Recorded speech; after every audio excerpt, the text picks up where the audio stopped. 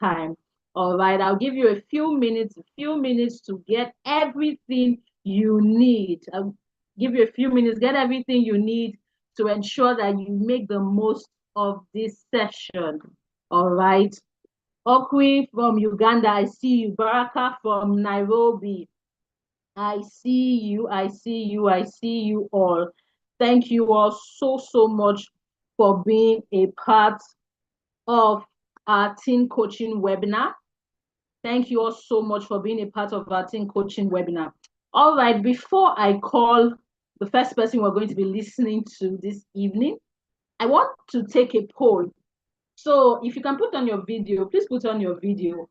Or if you can, maybe in the chat box, you can maybe drop one, because I'm going to take a poll. I'm going to ask a few questions. And if you can resonate with the questions, please let me know in the comment box. So wherever you are, we're going to do 5 questions, all right? So 5 fingers. I want to see your 5 fingers. You can put your 5 fingers, maybe your raised 5 hands or whatever. Okay, Odobas is asking, I want to request that this meeting be recorded and shared after the meeting. Well, we are currently also streaming on YouTube, so it's always accessible for you, even beyond tonight. All right, very quickly. Yes, Priscilla, let's go. I'm going to ask us a few questions. And if you can resonate with those questions, put one finger down. So these are my 5 fingers, all right? And I believe that for you to be on this webinar, it means that you have a deep desire to work with teenagers. You have an interest to work with teenagers. And maybe you've started your career working with teens, you're a teacher, you're a pastor, and you want to get the most of working with teenagers. Or you just maybe you're just starting, you have younger ones, and you want to know how best to relate with them. Maybe that's why you're here. Whatever the reason you are here, you're definitely going to get the best out of it. So very quickly, 5 fingers. Put one finger down if a teenager has ever been rude to you. All right. Okay, so put one finger down if a teenager has been rude to you. So you can raise your hand if, okay, thank you. 4 fingers remaining. All right. Put a finger down if a teenager has given you side eye for giving them an instruction before. Put a finger down if a teenager has given you side eye. So if you don't know what side eye mean, like they look at you up and down. So if you're from this part of the country, they say they are sizing you up. If a teenager has given you side eyes, looking at you up and down, like roll their eyes at you, put one finger down. Put another finger down if a teenager that you work with or you literally told them, don't do this, and the next minute they are doing that same thing. Put another finger down. Put another finger down. Put another finger down. Okay, some people have, how many fingers do you have left right now? All right.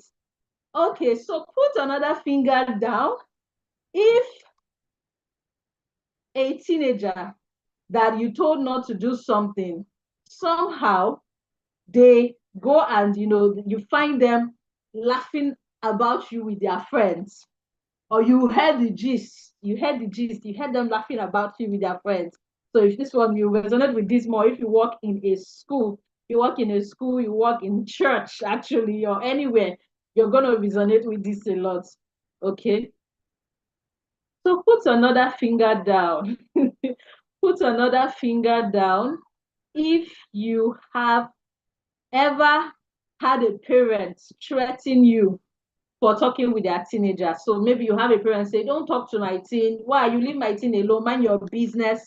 If you ever had a parent threaten you for talking to their teenager, put another finger down.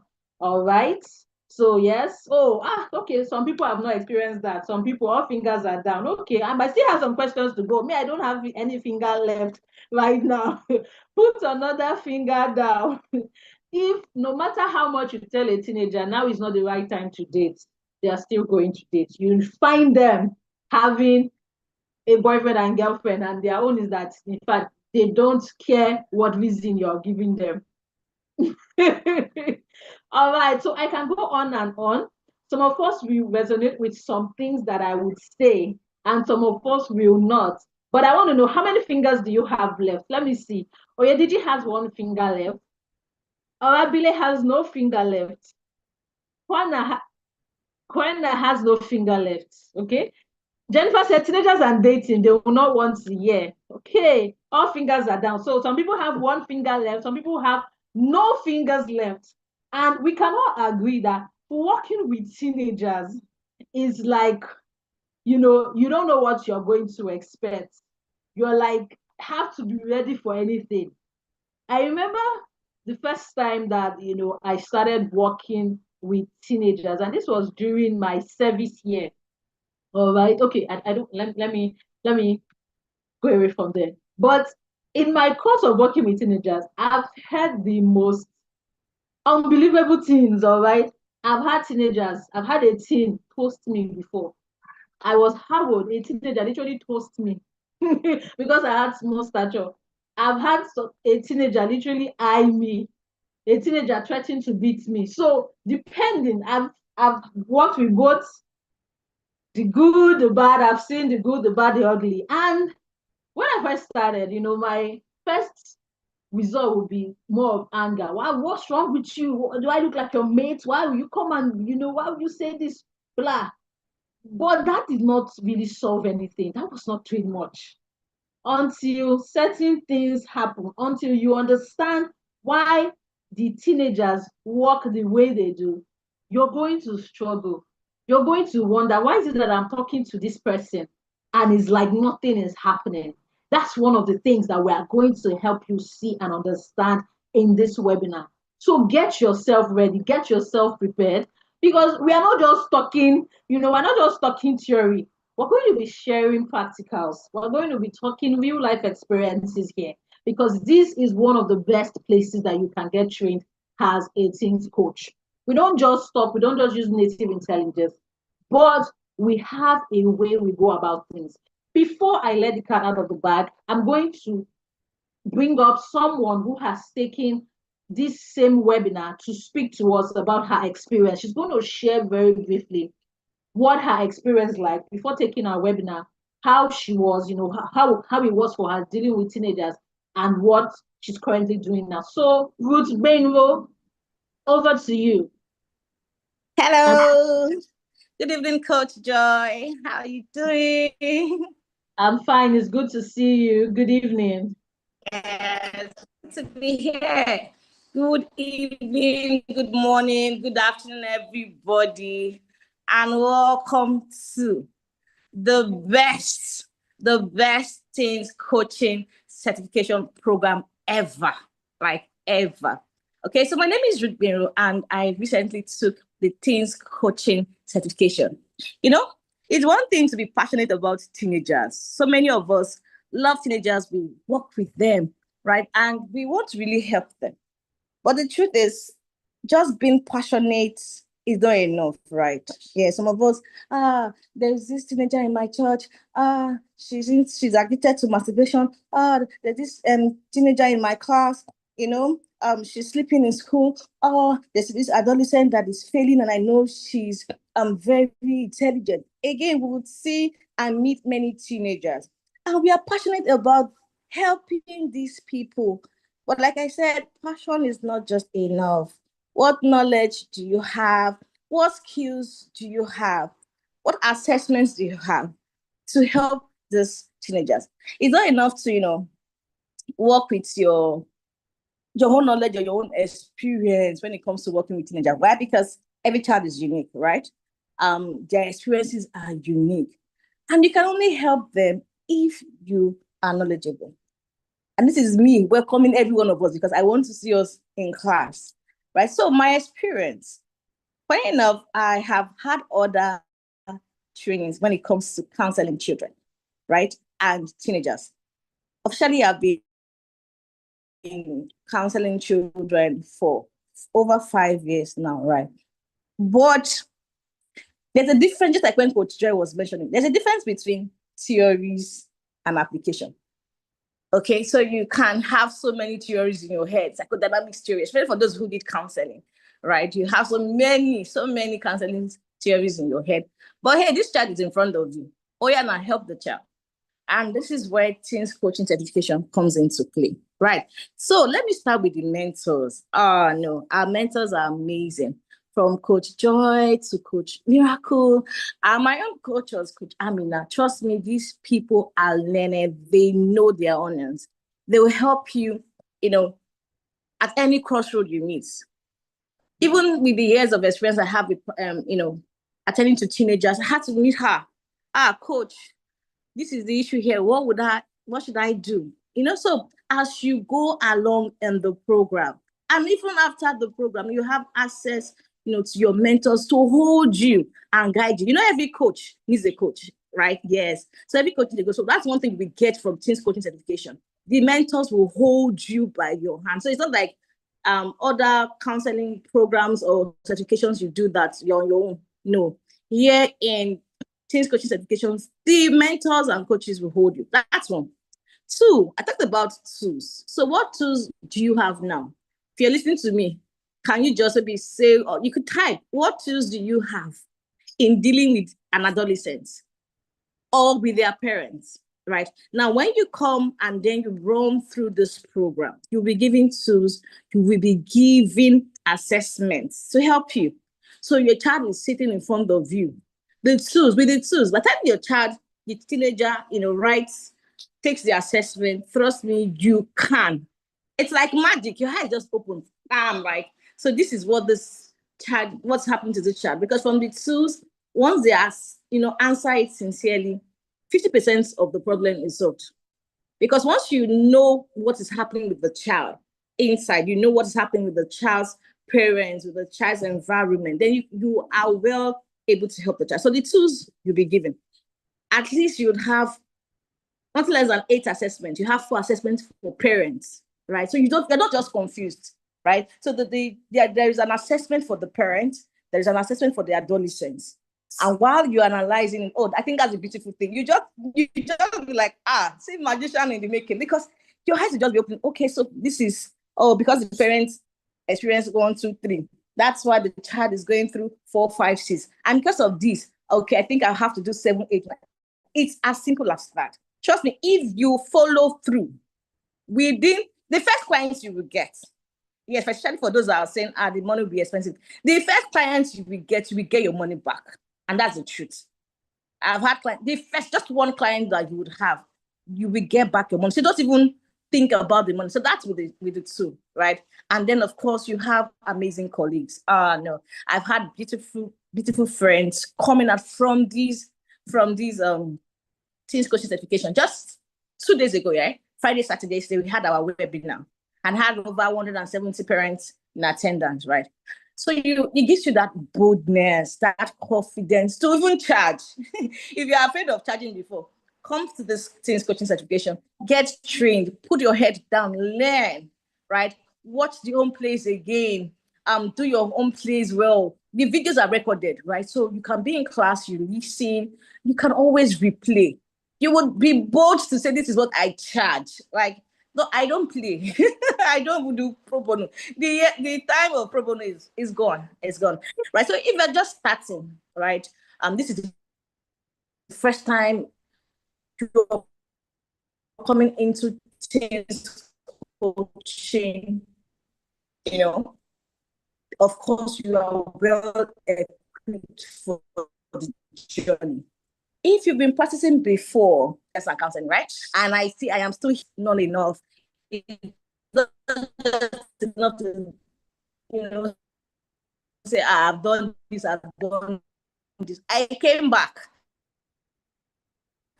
right? And I have the boldness. Like I said, I will chat. That is that. See, the confidence you need is in this course. The tools you need is in this course. The relationship you would make with other teen coaches, because you can't do it all alone. Right, so you need collaboration with your friends. You will get it. So teen coaching certification from IFED, I am standing to say is the best in the world. Quote me anywhere. Go check me out on my Instagram, Facebook. I'm not scared, right? So thank you very much. If you have questions, please reach out to. We have many of my colleagues. I think I can even see some of them here. reach out to any of us. It's not them say, right? It's not. Check us out. We are pushing. We are hitting the roof, right? And on this note, I want to welcome every one of us to Teens Coaching Certification, because I need you to be in the program so that we have so many teenagers with problems, so that we can all help them. The world is big, so there's enough space for everybody to fly. Right, so don't say, how many are we here? Definitely. See, the world is big. How many teenagers do we have? How many can you undo? Right. Thank you so very much, IFE. Thank you, my coaches and mentor. Thank you, Coach Joy. Thank you, PF, for this opportunity. Sincerely, thank you for the knowledge that you have gathered over the years and you're sharing to us. Thank you to all our amazing mentors. We love you. Thank you very much. Thank you so much, Coach Fruit. I'm sure if I left her, she will give us her own class right now on how much of a great experience she has had just being a part of the program. All right, so you're in safe hands. Thank you for joining this evening. We're going to go right into the session now without wasting much time. And the person take us on this cruise is no other person but one of IFED's finest when it comes to coaching, when it comes to application, when it comes to therapy, when it comes to he's a sought after speaker in his own right in several places, both for schools, banks, different places. I'm sure some of you might have even seen him. He's no other person. And guess what? Surprisingly, today is also his birthday. So please, before I call him, just put happy birthday, happy birthday. Thank you for even spending your birthday evening with us. We are so blessed. We are so grateful. It's a privilege to have you. Coach Miracle, thank you for being here. Happy birthday, Coach Miracle. Happy birthday, sir. Thank you. You can see that you all are special tonight. For this coach to not even hand it over to somebody else and say, you know what, I'm going to be here. Happy birthday, sir. Happy birthday. Thank you. Coach Miracle, you have the floor now, sir. All righty. Thank you very much. Good evening, everybody. And thank you for the show of love. Confirm you can hear me loud and clear, please. Can you hear me? Yes, sir. Beautiful. Yes, so I can see the love pouring in the chat box. Thank you very much for the wishes.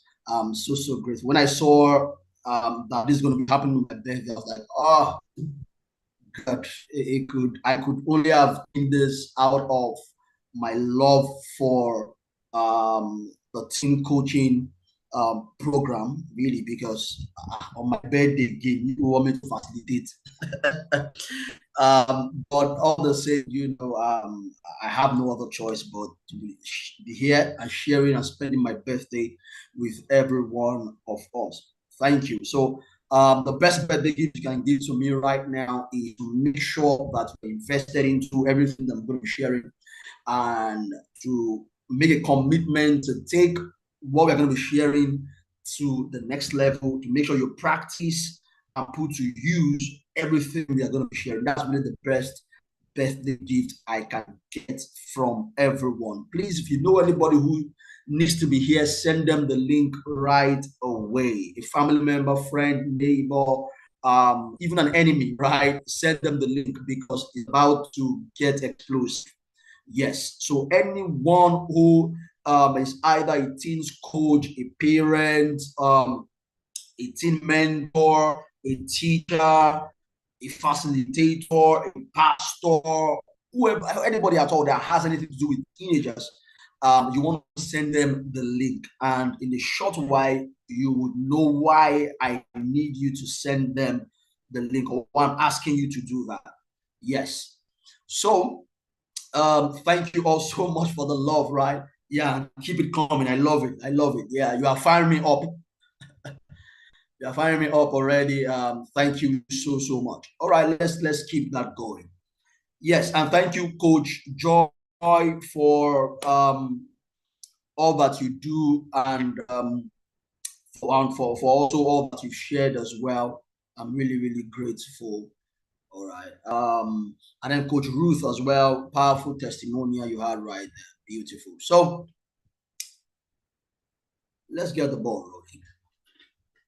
Yeah, so this is mastering the teen coaching game.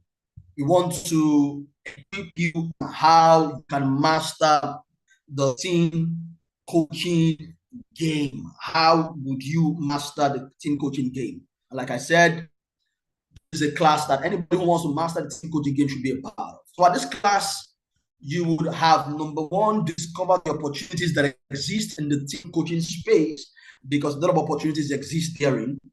Secondly, you would have unraveled the critical challenging areas teens are struggling to navigate and why that is so. Number three, you would have been able to master 5 out of the 10 irrefutable laws of raising a teenager. Number four, you would have become exposed to the best template to accelerate your success across the globe, irrespective of where you're situated, where you function from, or where you live in. This is going to be relevant for all times, spaces, and ages. Yes, it will be.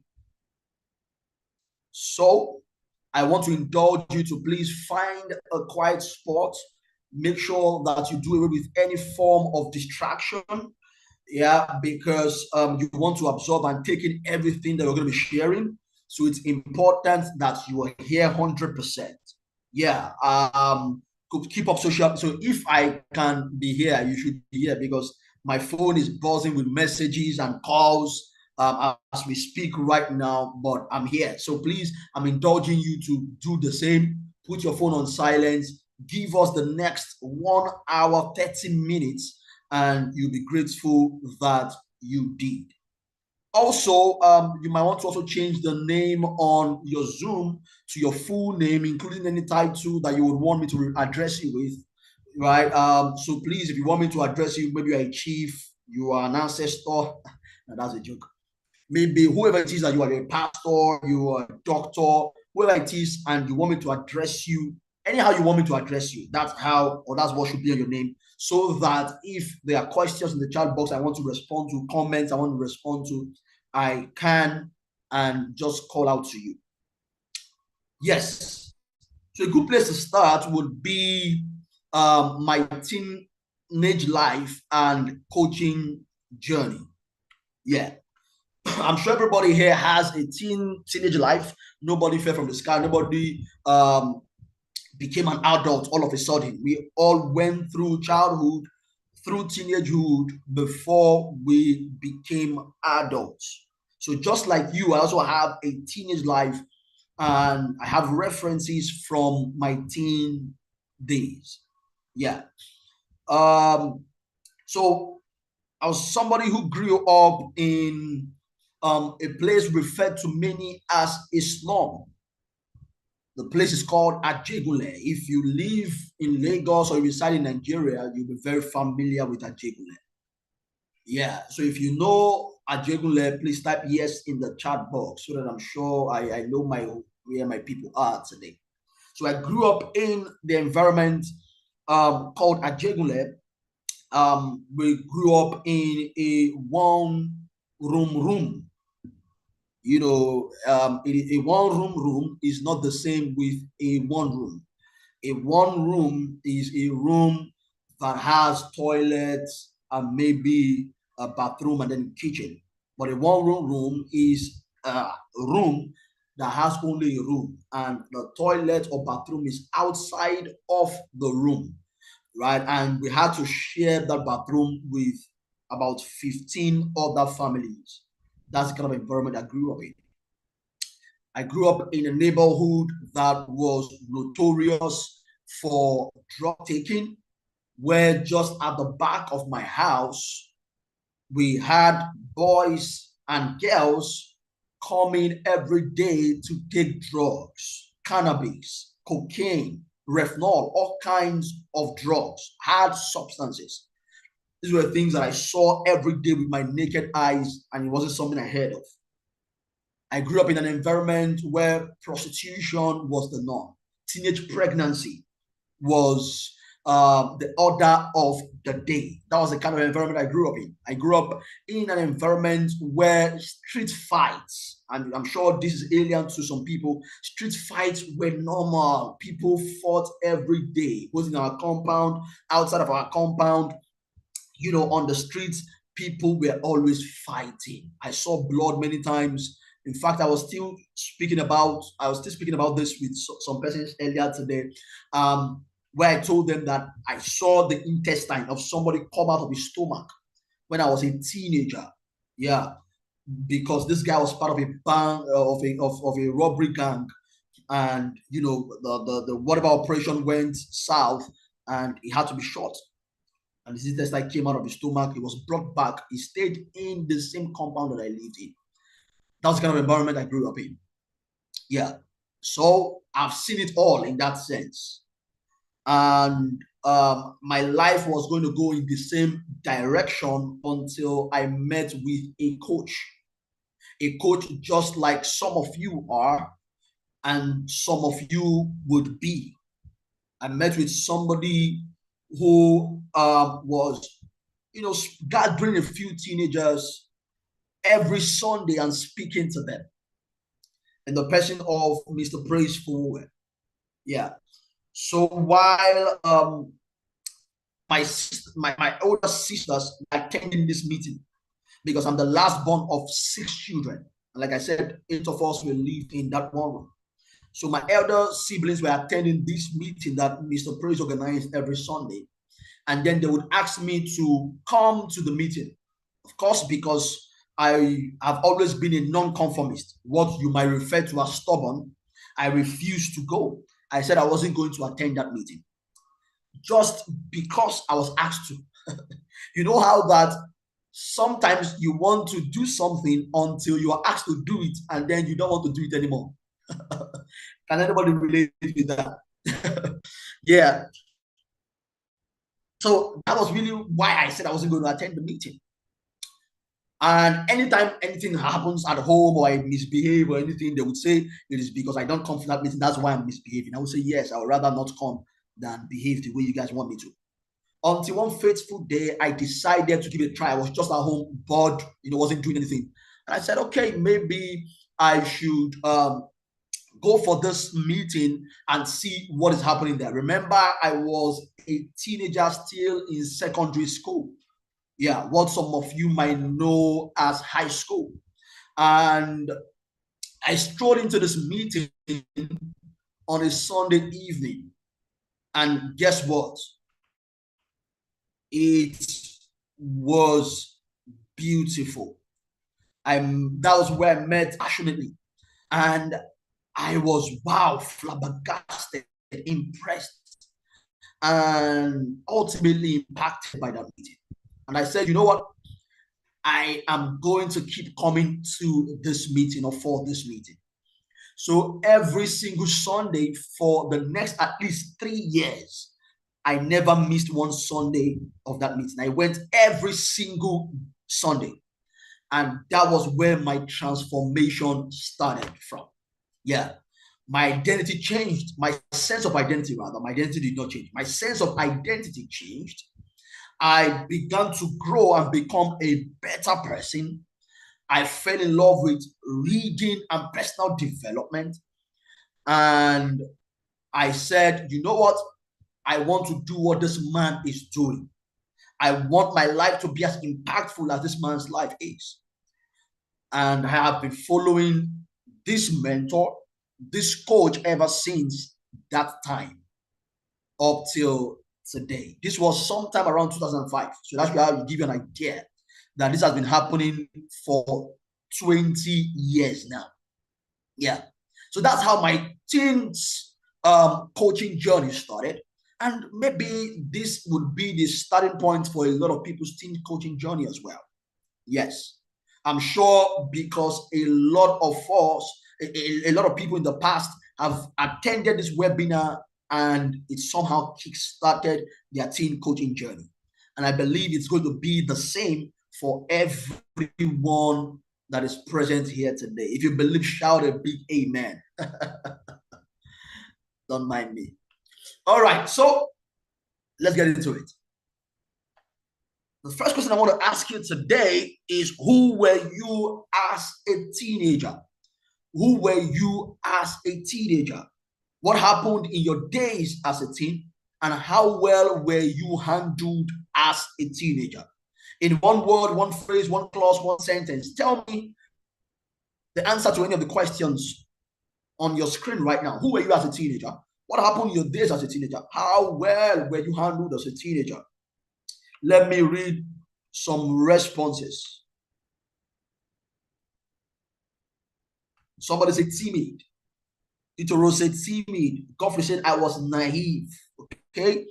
Doxson says teenage evangelist, beautiful. Judith said unsure. Favor says I was a good girl but very timid. Priscilla said I was stubborn. Oluwatumi says timid with low self-esteem. Veronica says awesome. Deborah said I explored and she laughed. Of course, you know what that laugh means. Bad girl.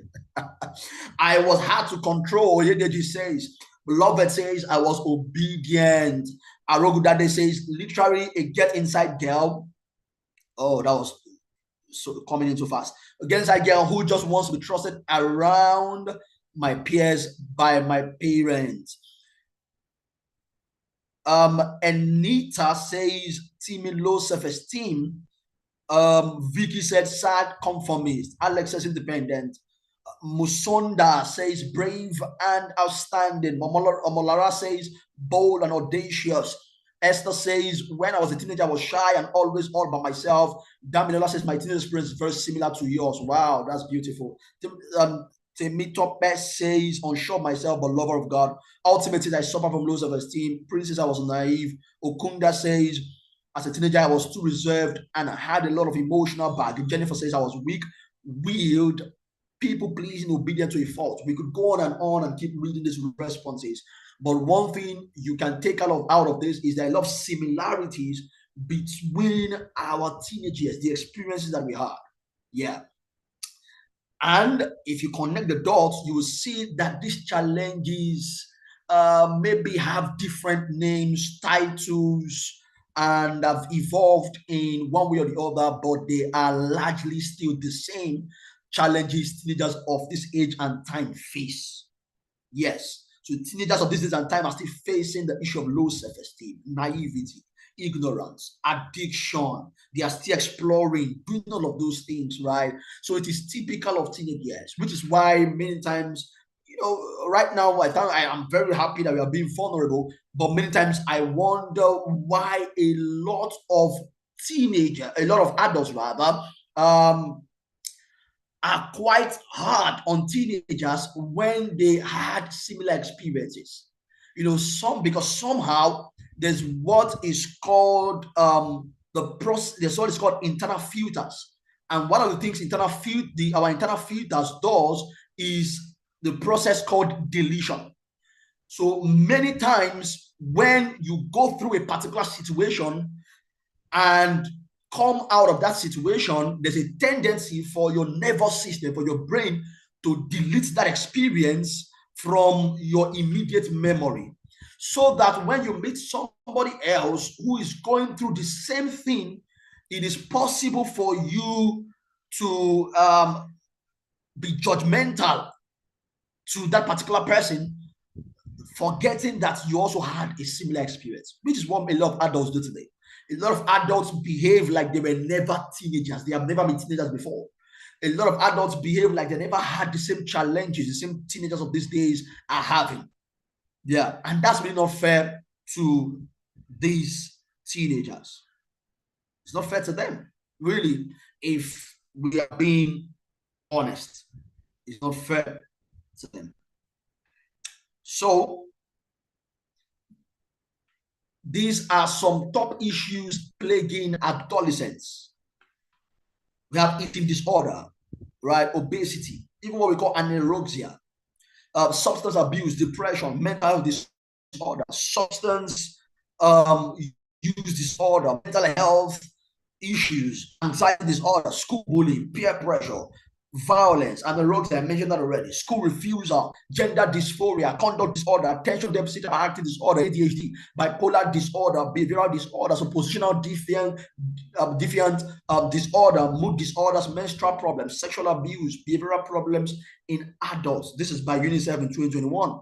These are just a few. I'm sure that if I ask you right now, and please, if you would indulge me, tell me other challenges that teenagers are going through that are not on this list.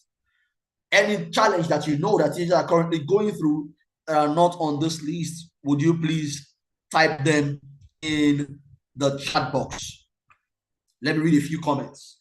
Yeah. Let me read a few comments in the chat box. Early marriage and pregnancy. Beautiful. Okay. Let's read some more. Depression, self-sabotage, peer pressure, identity crisis, drug abuse, rejection, lack of care, body shaming, academic performance pressure, parental pressure, inferiority complex, masturbation, family problems, lack of emotional intelligence, right? We could go on and on and on and on. So teenagers are going through a lot. It's not only adults that are going through a lot. These are also going through a lot. No, somebody said that since primary 2, we have not rested. Oh God. So teenagers are going through a lot, right? Teenagers are really, really going through a lot. Yeah. So these are some of the issues that teenagers are going through. So the teenagers are the world's most endangered group at the moment, as of 2022. Of course, I'm not sure it has changed in 2025. Around 40% of the population was aged 15 years and younger. About 40% of the population was aged 15 years and younger. Now, 16%, that's about 1.3 billion. Think about it. About 1.3 billion of the world's population are teenagers. Without the right guidance, they have the capacity to self-implode and set the world ablaze. So it's a crisis situation. 1.3 billion of the world's population are teenagers.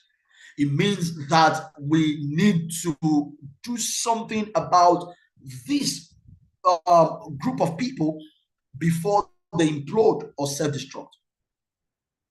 Now, what are 5 core global teen challenges that require teen coaching? Number 1 is digital pressure and social media anxiety. We have mentioned a lot about it already in the chat box. What's the challenge with this? With the rise of social media platforms, teenagers feel the constant need to present a curated, perfect version of their lives. They might deal with issues like cyberbullying, fear of missing out, FOMO, and the pressures of maintaining an ideal image online. So there's digital pressure on social media anxiety.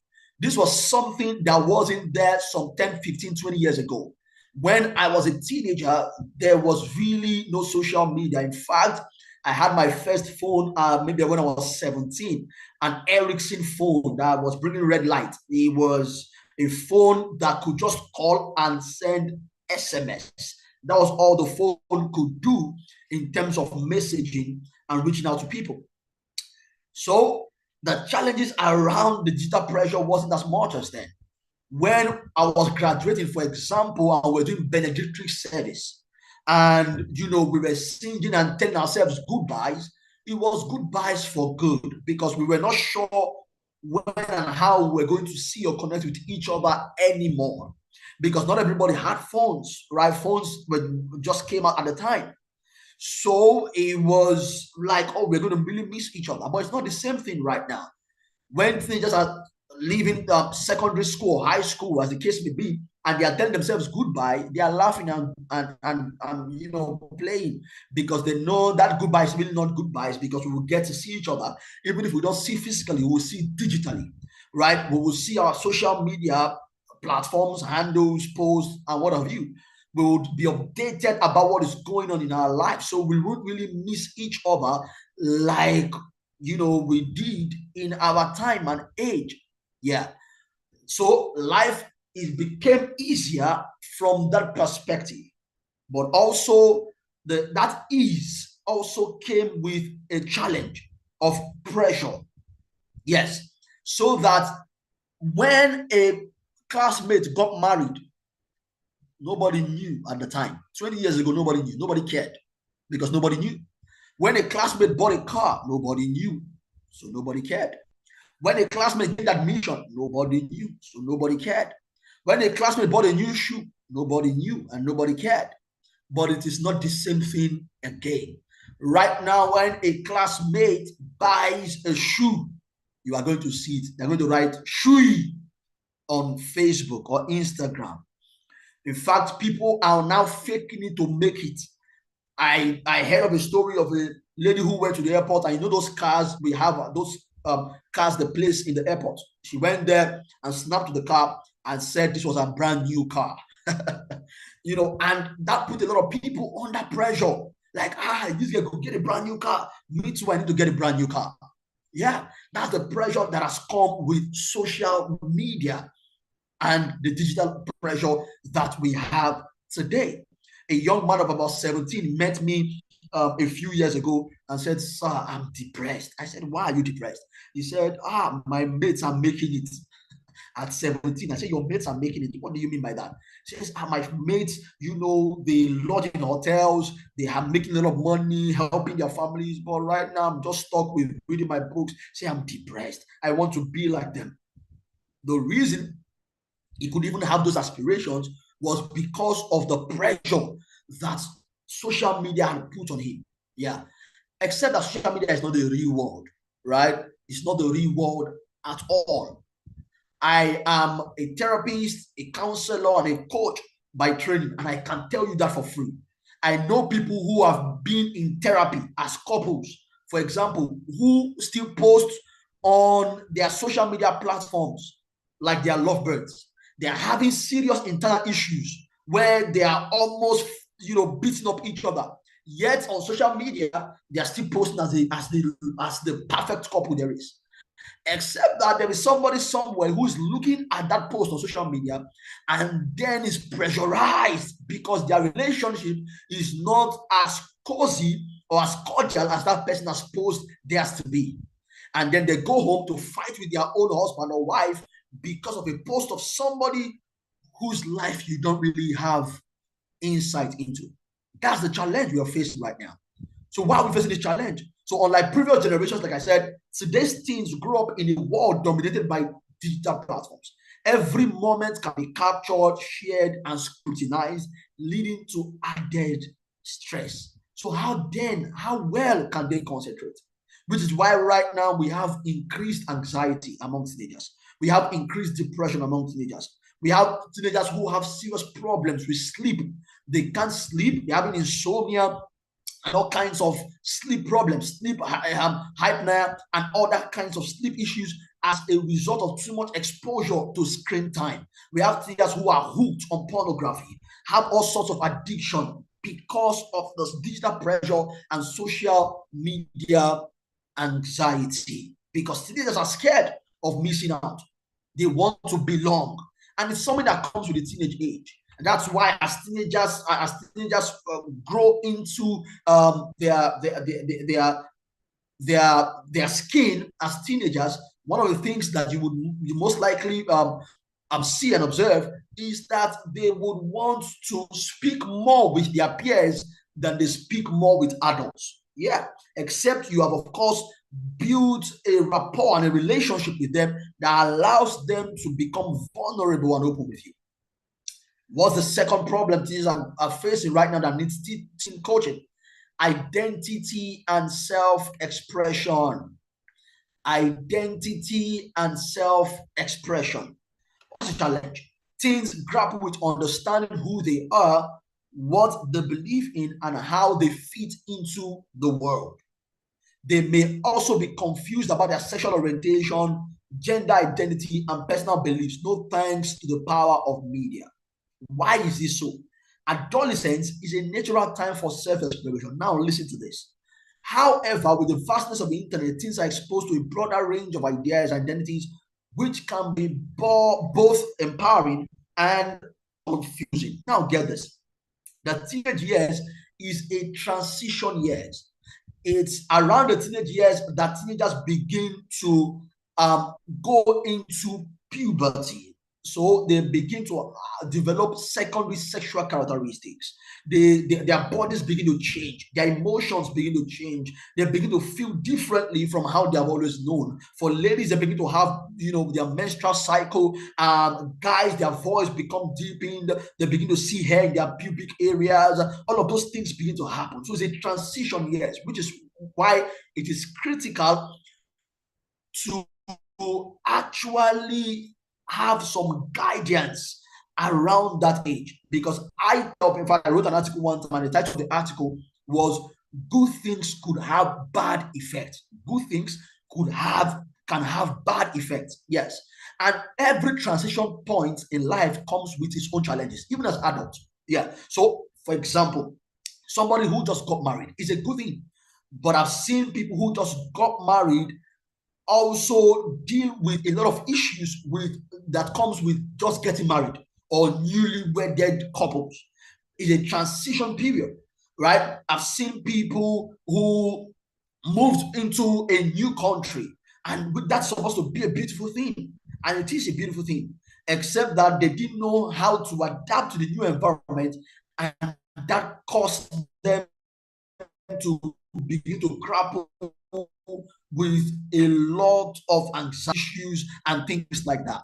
I've seen people who were not able to deal properly with promotion at work. Promotion is supposed to be a great thing.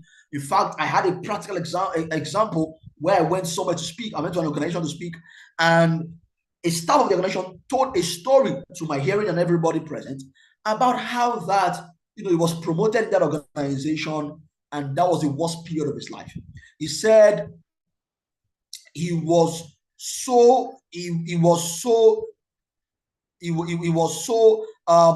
dealt with that period. He had to grapple with a lot of mental health related issues as a result of that promotion, to the point where he had to ask to be demoted before he could get back to who he was. Yes, it was that bad.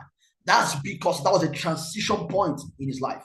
So if adults could grapple with these challenges that comes with transition, how much more teenagers, how much more children who are transiting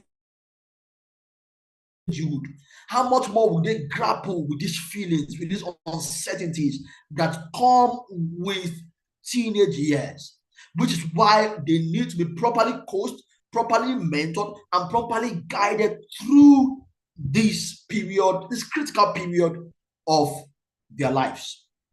Yeah.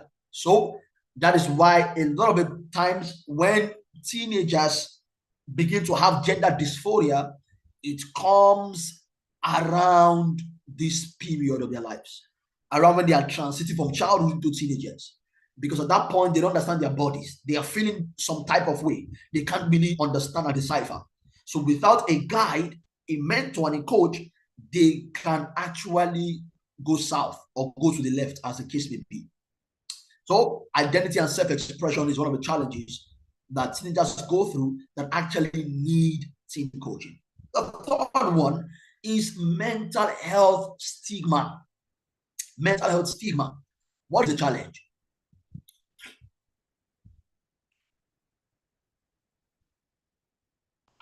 Why awareness about mental health issues has grown, many teenagers still find it hard to express their struggles or seek help due to fear of judgment or misunderstanding. The increase in drug use in Africa has also changed the dynamics. You don't want to know the rate of drug use in Africa. Using Nigeria as a case study, if you go to the north, the drug use is something else. In fact, I worked in a psychiatric hospital for a while immediately after my master's program, and I can tell you that a lot of teenagers are going through a lot based on drug usage. In fact, in the mental health, and many of you might know this hospital, that's Federal Neuropsychiatric Hospital, Yaba, where we usually called Yaba, left. In that psychiatric hospital, the drug ward was always the most occupied. In fact, many times people were turned back as a result of the ward being overpopulated. That's to tell you, and over 70% of people that have these drug issues and come into this hospital were young people. They were teenagers and adolescents. Yeah. I met all kinds. People who were 21, 17, 18, 19, 25, who were dealing with drug-related issues. Yes. And I can tell you for free that it's a major plague right now in Nigeria, across Africa, maybe across the world. And these, of course, have different implications, mental health implications. Yeah. So some of them have used to the point where they are now hearing voices, auditory hallucination, or they are now seeing things that are not there. In fact, I remember interviewing a young man who told me that, sir, when I smoke this thing I smoke, it just feels like I'm in a stadium and people are giving me clapping and a standing ovation. So that's how I feel. Another one says, when I smoke this, I just hear, somebody telling me, you are the best. You are a chairman. Nobody's like you. In fact, this has led to a lot of mental health issues, right, that teenagers are going through. So many times they are not able to cope and to deal with these challenges. And that's why they need us. They need you and they need me. Yeah. Because there is still a generational divide regarding mental health. Older generations might have been taught to suppress or deny emotional challenges, making it harder for them to understand or empathize why their children are struggling. Yeah, because this is the most mentally aware generation that there is. This is the most mentally aware. That's why any little thing to tell you my mental health is challenged. Please, I don't want that will affect my mental health. They are very aware about their mental health. Yeah. And a lot of it has come with what we call in our local parlance Nigeria, Sorosoke trend, which means, speaking out, speaking up your mind. Yeah. So they are able to just say how they feel, irrespective of how anybody would take it. That's the kind of generation that we live in. Whereas the previous generation, you can't say you have mental health issue. Your boss will tell you to come to work and you say, no, sir, I can't come because I have mental health issue. You and your mental health issue will be sacked. Yeah, but it's not the same thing right now. Right now, the children of this generation can tell you, I'm going to stop working here. I'm going to change jobs just because my mental health, is affected by how my boss talks to me. Yeah, there are pros and there are cons to all of this. The pro is that they are mentally aware, they are able to speak up, and which makes help more accessible for them. The con can be the fact that, they are not as resilient as the previous generation. Yeah, but the previous generation were able to go through things irrespective of what it was. But then that also had its own effect, because sometimes just going through things and not seeking help can also lead to further mental health related issues. Yeah. But it's part of what they are dealing with. Number 4 is academic and future pressures. What's the challenge? The competition for college admissions, scholarships, and job opportunities feels more intense than ever. Many teens feel overwhelmed by the need to excel academically, engaging in extracurricular activities, and plan for their future careers. So it can be a bit taxing. It can be a bit too much for them right now to deal with. Yeah. So why is this so? The job market and global economy are rapidly changing, making it seem like the stakes are higher for this generation. Many parents might not fully realize the amplified pressures or might inadvertently contribute to them with high expectations. Yeah. So we have a lot of high expectations from these teenagers. When we're growing up, the career paths were limited. Everybody wanted to be a doctor. If you didn't want to be a doctor, you must have wanted to be a nurse if you're a lady. If you didn't want to be a nurse, you would have wanted to be a lawyer. If you didn't want to be a lawyer, you would have wanted to be an accountant. If you didn't want to be an accountant, what else would you have wanted to be? An engineer. Yeah. These were the 5 prominent professions that there were.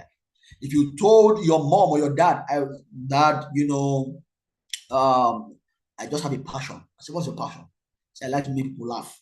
So I want to be a comedian. You will that will make you look like a joke you intend to make. It was stupid to say you wanted to be a comedian, or if you said, oh, dad or mom, I want to be a social media manager. It didn't make sense. To say you wanted to be, there was even no social media. It was just starting. This you could never say, oh, dad, I want to be a digital marketer. I want to be an online social media influencer. All of that did not exist at that time. But right now, these are things that exist. The options are so much. It can be too much for the teenager to even endure without guidance and without coaching. And the expectations keep piling up. So parents and adults alike keep putting pressure on teenagers, keep putting pressure on these people to perform at a high level. And we must be very careful about the expectations we have of teenagers. While expectations are good, we must make sure that whatever expectations we have are realistic expectations, because there are unrealistic expectations and there are realistic expectations. So we must always ask ourselves, these expectations that I have of my teenagers, are they realistic or they are unrealistic? Yeah. And if you are a firstborn child living in Africa or anywhere, any part of the world for that matter, you are not an alien to what I'm talking about, because firstborn children are typical of of being expected to deliver at a high standard.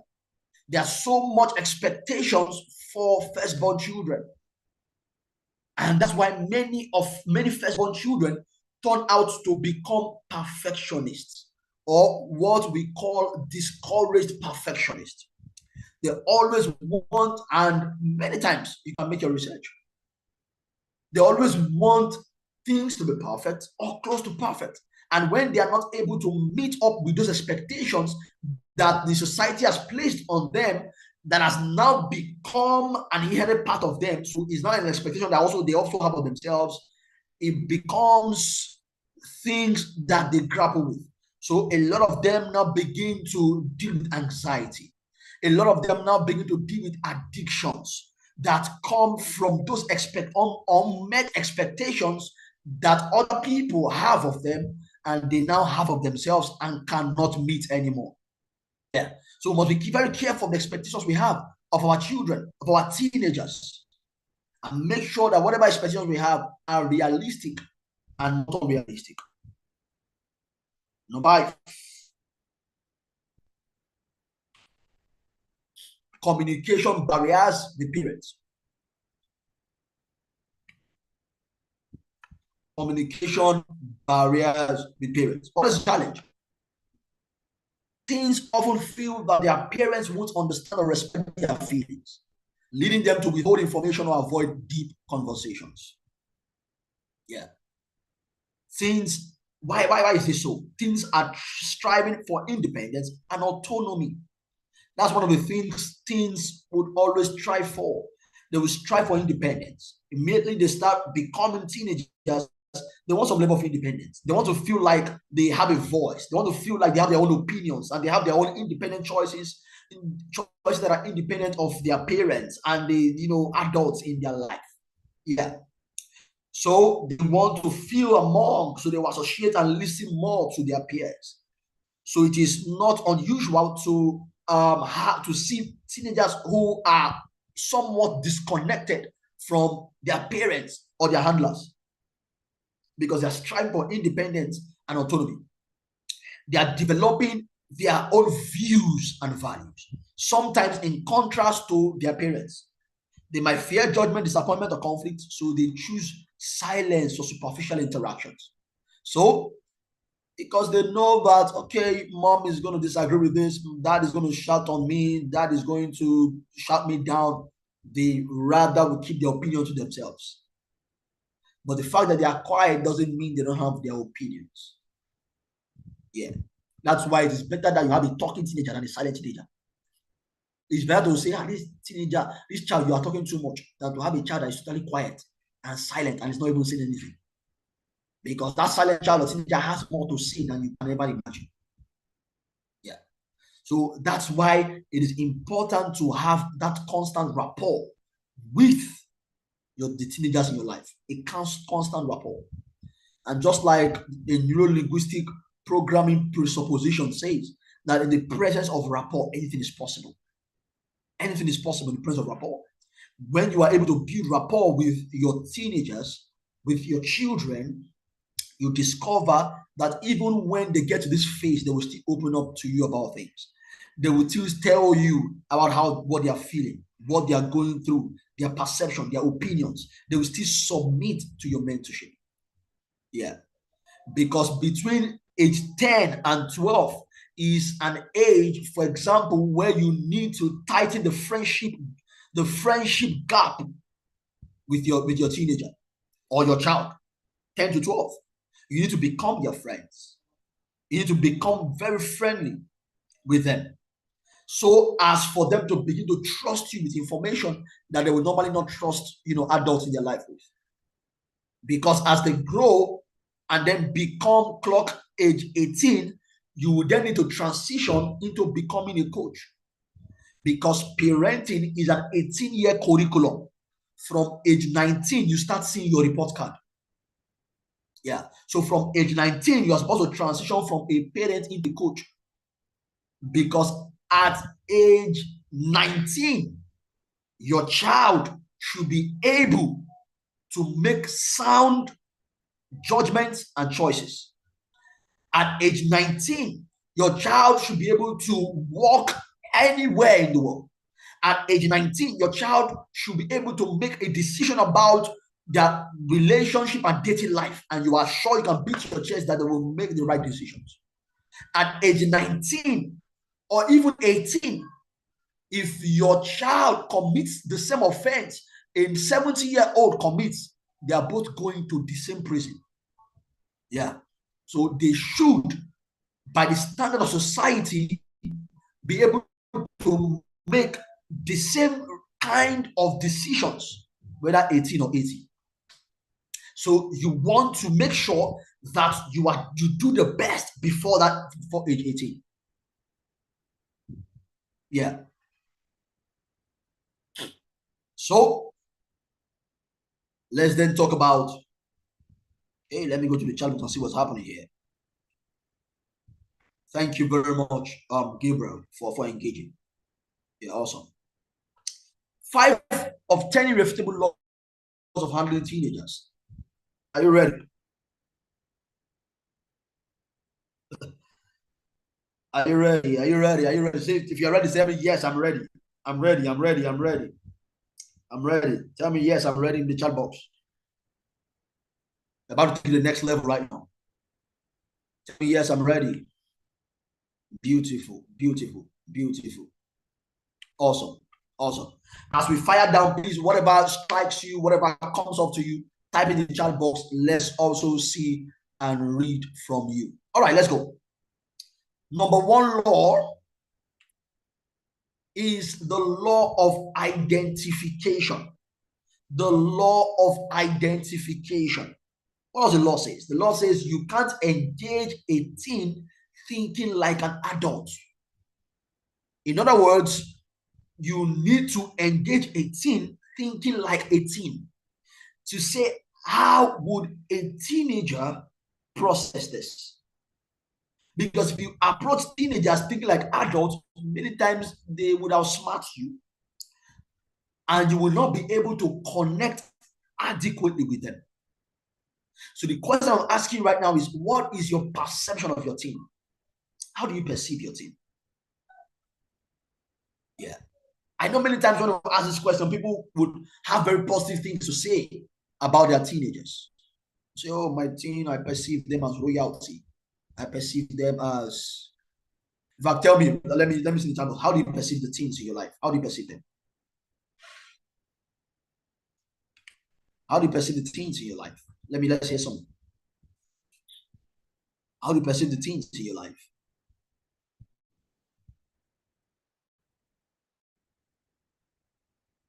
How do you perceive the teens in your life?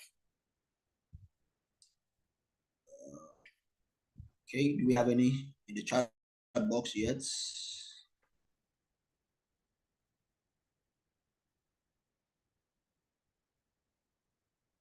Difficult, clueless, kind, smart, stubborn, teachable, leaders, outspoken. I see them as great destinies. Think very ideally. They are navigating the ways, approach a teen like a teen.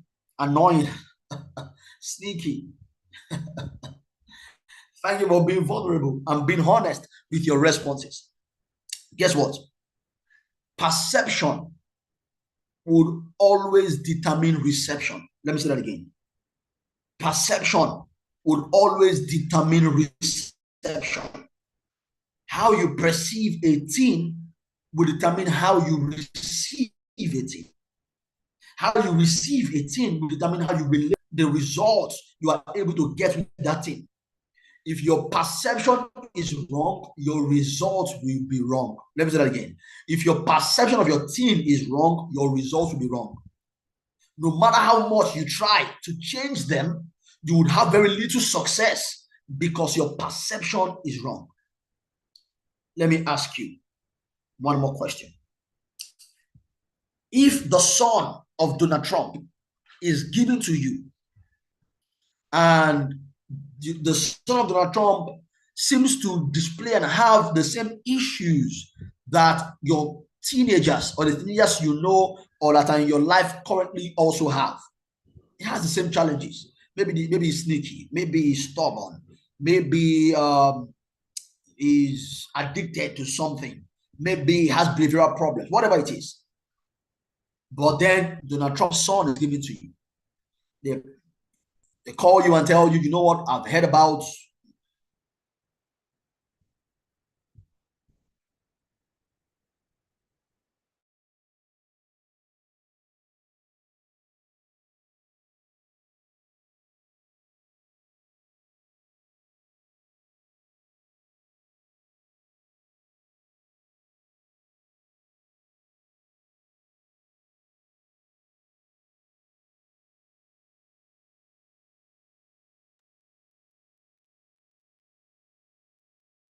So sorry, our host will be back soon. Our facilitator will be back soon.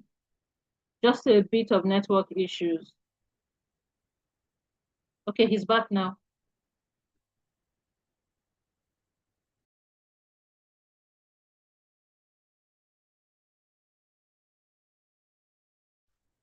Yeah, can you hear me, please? I apologize. Network issue.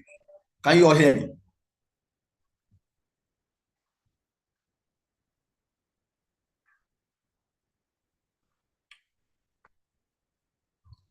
All right, beautiful. Beautiful. So yes. So back to my analogy. So I said Donald Trump's son is given to you. They place a call to you and tell you what I've heard about, your exploits in the team coaching industry, and the president of the United States of America, his son is having issues, and we need you to coach him to become a better person, because we have heard about how well-rounded you are and how good you are on your job. And they said, you know what, this Donald Trump's son is going to live with you from, let's say he's 13 years old. He's going to live with you till he becomes 21 years old. Yeah, so we need you to coach him, to mentor him, to become the best version of himself. But then we are going to put CCTV camera all over the house so that we can monitor how you coach him, how you mentor him.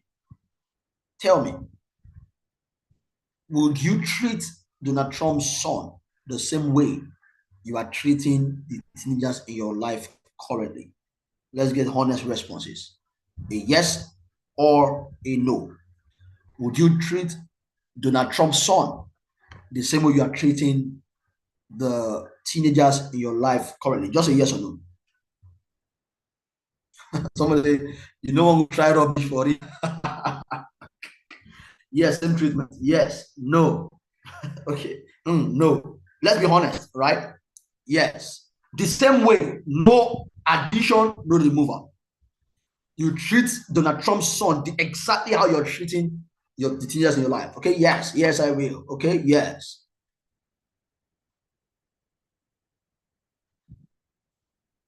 Okay, yes. Okay, no. All right. No, no. So thank you all for your honesty, right? Whether you chose yes or no. Yeah. But it just shows that for those of us who have said no, it shows, somebody with CCTV, no, it shows, on the other side is disclaimer, it shows that how you currently perceive your team is not the best perception you have of your team. Because if you treat your teenager different from how you would treat Donald Trump's son, it means there's something you're not doing right. Because you know why you treat Donald Trump's son differently? Because of your perception of who you know the son is. You know the son is the son of the president of the United States of America. Why then don't you have that same high regard for your teenagers? Why don't you have the same kind of perception about your teenagers? So tell me, what do you see? Type in the chat box what you see. What do you see? What do you see? Tell me what in the chat box.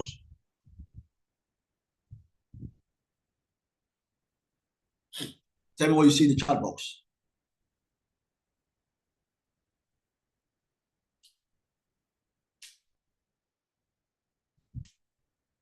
What do you see from your screen? What do you see?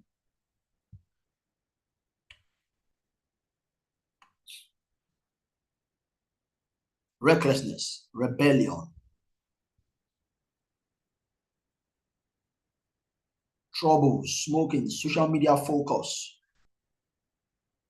derailed teens, death of confusion, just exploring, smoking, faulty foundation, addictions, immorality, addictions, drug abuse. Also, the responses are getting me right up, man. Missed identity, wanting a place to belong. Wounded teenagers, immorality, smoking, immorality. Teenagers on drug abuse and homosexuality. Awesome. I asked that question to elicit what I just talked about, your perception of teenagers. I'm not to say you're right or wrong, but what if you decide to see these teenagers as teens that are in search of identity instead of seeing them as derailed, immoral, and all of those things that you said? What if you decide to see them as teens that are in search of identity? I can tell you for free that changes your focus and also changes your approach. If I see them as teens that are immoral, teens that are derailed, I will most likely approach them from a place of judgment. If I see them as teens that are in search of identity, I will most likely approach them from a place of empathy. Yeah, but except that empathy would always produce better results than judgment. Empathy would always produce better results than judgment, because you cannot influence anyone to change that you have not first accepted and understood. Let me say that again. You cannot influence anyone to change that you have not first accepted and understood. You must first accept them and understand them before you can influence them. The better you are able to accept and understand, the better chances you have at influencing. Yeah. Number 2 law, the law of flexibility. the law of flexibility.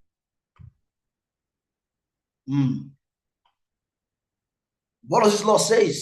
Of flexible expectations, rather. The law of flexible expectations. It says you can't impose yourself on a teen without understanding his developmental traits.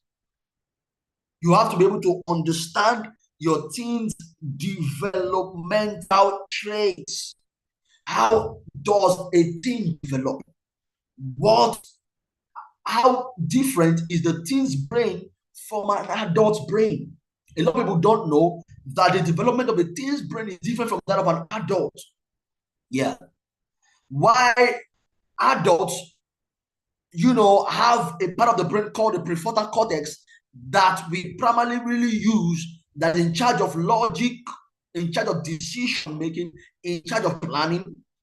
Teenagers most times rely on the feeling part of their brain called the amygdala, because the prefrontal cortex is not fully developed and keeps developing until age 25, while the amygdala develops very rapidly and is very much developed during the teen years.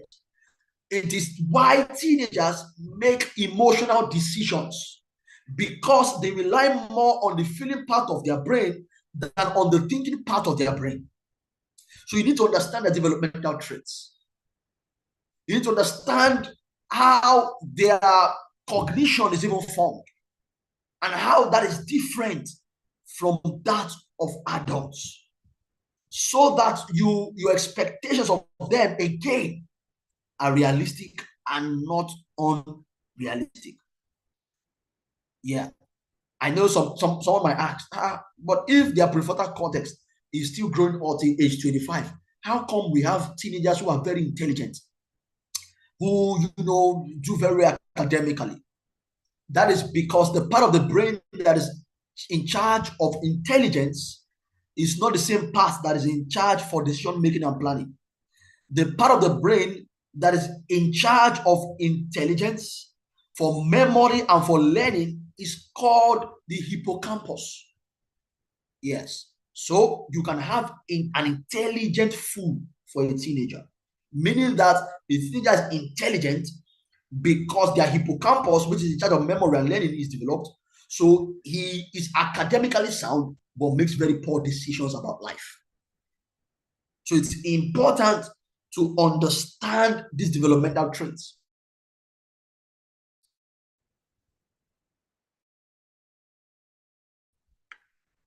So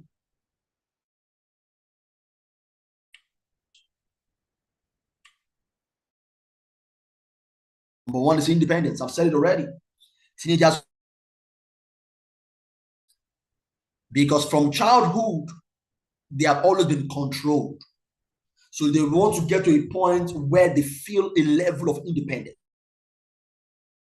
choices, or at least be a part of the decision making. Let me tell you, the best way to influence a teenager is to involve them. The best way to influence a teenager is to involve them in decision making. To say, you know what? Let's say, Junior, how are you doing today? Yeah, so see, we have realized that you really don't do house chores very well at home. So what do you think we can do better in making sure that house chores are done better in this house? They will now make suggestions. Mom or dad, don't you think that we should at 7 and then do the house chores for about 30 minutes, and then before we do this other thing? Okay, it's like, okay, beautiful. 7 is good, but what if we do 7:30, or what if we do 6:30, because you have to go to school? Okay, mommy, that can work. Okay. So Junior, so what will be the consequence if you are not able to do this? You know that we have to be accountable in this house. So what do you think will be the consequence if you're not able to meet up with 6:30? Mom, if I'm not able to meet up, maybe this will be the consequence, or that will be the punishment for my actions. Okay, that sounds good. We can start out with that. We can try it out. Or no, that punishment is a bit too light. What about this other one? Hey, now you have still made the decision for them, but you have made the teenager feel like they are part of that decision process. While you were still the one that made that decision. That way, it is easier for them to be accountable because they were part of the decision making. And it's easier for them to even accept punishment and consequences for action because they were part of even curating the punishment for their action. I don't know if that makes sense. Yeah, I'm sure it does.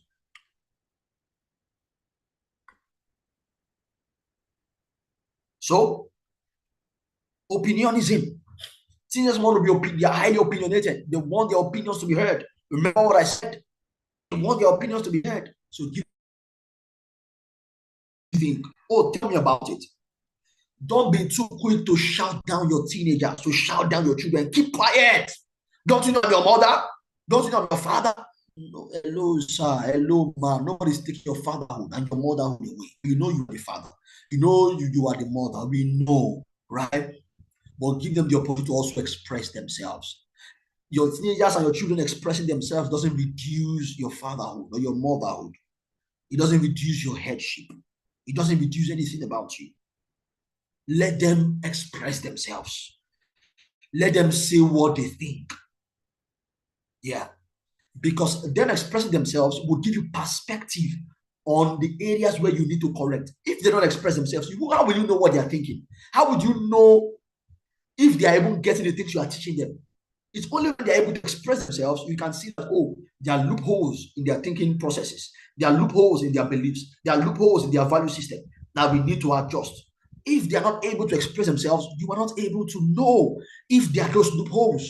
You're not able to find that out. So allow them to express themselves. Let them feel like, oh, with my mom, I'm free to talk and say my mind. Yeah. I know it wasn't like that when we were growing up, and truly it wasn't like that. Who were you to talk when my father or my mother was talking? They will remind you of the day you were born. They will remind you how you sucked a breast for 9 months, or how you were carrying for 9 months rather, and sucked a breast for 1 year. He will remind you of everything. But you don't have to be like that. You can allow your children speak. You can allow your teenagers speak because they have a mind of their own, in quotes. So allow them to express themselves.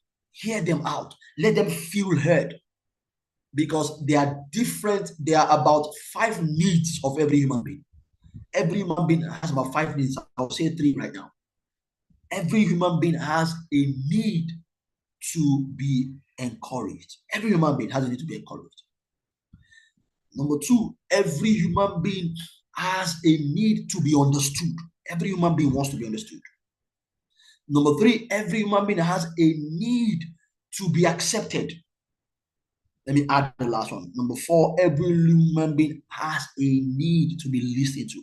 Every human being wants to feel like somebody listens to them. It is why a lot of people spiral. It is why a lot of people go to the extreme. It's why a lot of people are on the edge, because they don't feel heard. They don't feel heard. They feel spoken down on. They feel talked to, but they don't feel heard. Every human being has a need to be heard. That doesn't exclude your teenagers. It doesn't exclude your children. So give them the opportunity to be heard. Number 3, exploration and mistakes. Every teenager wants to explore. It's also called experimentation. Experimentation. Every teenager wants to experiment. That is why it is important to go beyond do's and don'ts when you are teaching your teenagers. Don't just say, don't have sex before marriage. Don't do drugs. Don't do this. Why shouldn't they do drugs? Why shouldn't they have sex? Why shouldn't they watch pornography? Why shouldn't they do all of that? You need to give them something to reason with. Because as teenagers, their cognition has now grown to that point where you need a superior argument to be able to win them over. Just telling them do's and don'ts will not be enough. They want to know why. Why shouldn't I do this? because they have a natural instinct to explore, to experiment, to, in fact, when you tell them don't, that is when they want to. Because like I usually like to say, that there are two parts of the brain. There's a right brain and the left brain. The left brain is in charge of words. The right brain is in charge of pictures. So if I say right now, I have a red Toyota Camry car, I'm sure you didn't see Toyota Camry in words. You saw it in picture. You visualized right now a red Toyota Camry car. That's what you saw at the realm of your mind. Guess what? Your right brain is what's in charge of producing those pictures. But your right brain does not understand the word don't. So if you use a sentence with the word don't, it edits out the don't and leaves the remaining part of the sentence. So if I say, I want a red Toyota Camry car, you will most likely see a red Toyota Camry car in your mind. If I say, I don't want a red Toyota Camry car, you will still see a red Toyota Camry car, because your right brain will edit the don't and leave what is there. So you don't just want to tell your teenagers, don't do this, don't do that. Because if you tell them don't have sex, the most dominant word, the action word in that sentence is sex, and that's what their brain will process. If you say don't do drugs, the action word is there is drugs, and that's what they will do. So don't do drugs. This is why. This is what I want you to do, and this is why I want you to do it. Don't have sex. You need to stay sexually pure, and this is why you need to stay sexually pure. If not, they will go and experiment on what you are telling them not to, because they have a natural instinct for experimentation. About my psychiatric hospital story, what I didn't tell you earlier was the fact that everyone I interviewed who had a drug problem in that psychiatric hospital all began with experimentation. All of them. Their stories sounded very similar. You would hear things like, I went for a party, and then they were passing around this particular drug, and I took a test of it. And that's where it started. Oh, a friend of mine, came over to the house, brought some drugs, and started taking and asked me to try it out. And that was it. Oh, I had this boyfriend who was into drugs, and he introduced me to it. That was it. Oh, I was in a group of friends, and everybody was kissing the Indian ham. And then I was asked to also kiss. And that was it. It always starts with experimentation. Yeah. But if it's experimentation, it's most likely going to lead to a mistake. So next is collective control. So it's important, like I said earlier, to have collective control. Make them feel like they have. How do you do that? By what I said earlier, involve them. Make them feel like they have a voice. Involve them in decision making, so that they can also feel like they have a control over their lives. And it's not like you are dictating everything they have to do for them. Secrecy and codes. Yes. So teenagers have secrets. They have codes. Yeah. My mentor told the story of how he went somewhere one day and two teenagers were discussing. They were discussing in codes that sounded like Bible. He said, one teenager said, give. And the other one said, I'll be giving unto you. The other one said, good measure. Press down, shaking together, and running over. Their parents were there. The two teenagers' parents were there, and they were smiling. They thought, oh, these were very religious people. They thought, oh, they are quoting Bible verses. My mentor picked it up and called them by the side and said, what was it you guys were talking about? Be honest with me. And I said, when we say give, we're talking about blowjob. When we said it shall be given unto you, it means I would also reciprocate the act of kindness by also giving you back. Good measure, press down, shaking together means, okay, we can go further beyond just blowjob. We can go all the way. That was a secret of codes. Now you don't have to learn all the codes because you can't. You can't even keep up. But if you develop a good enough rapport teenagers will always be open to tell you the recent codes, the recent secrets about what is going on. Yeah. That's it, man. So, number 3 is called the law of creativity. The law of creativity. You can't get their attention for long. So if you are not creative enough, because they get bored with anything that doesn't involve fun. So you want to be creative in how you approach them. Yeah. Right now, the attention span is even reducing by the day. It used to be 3 minutes at one point. Now it's about 30 seconds or less. That's what the average attention span of a teenager is, because of the constant exposure to screen time and how their brain has been trained. So right now, there are a lot of teenagers who seem to be displaying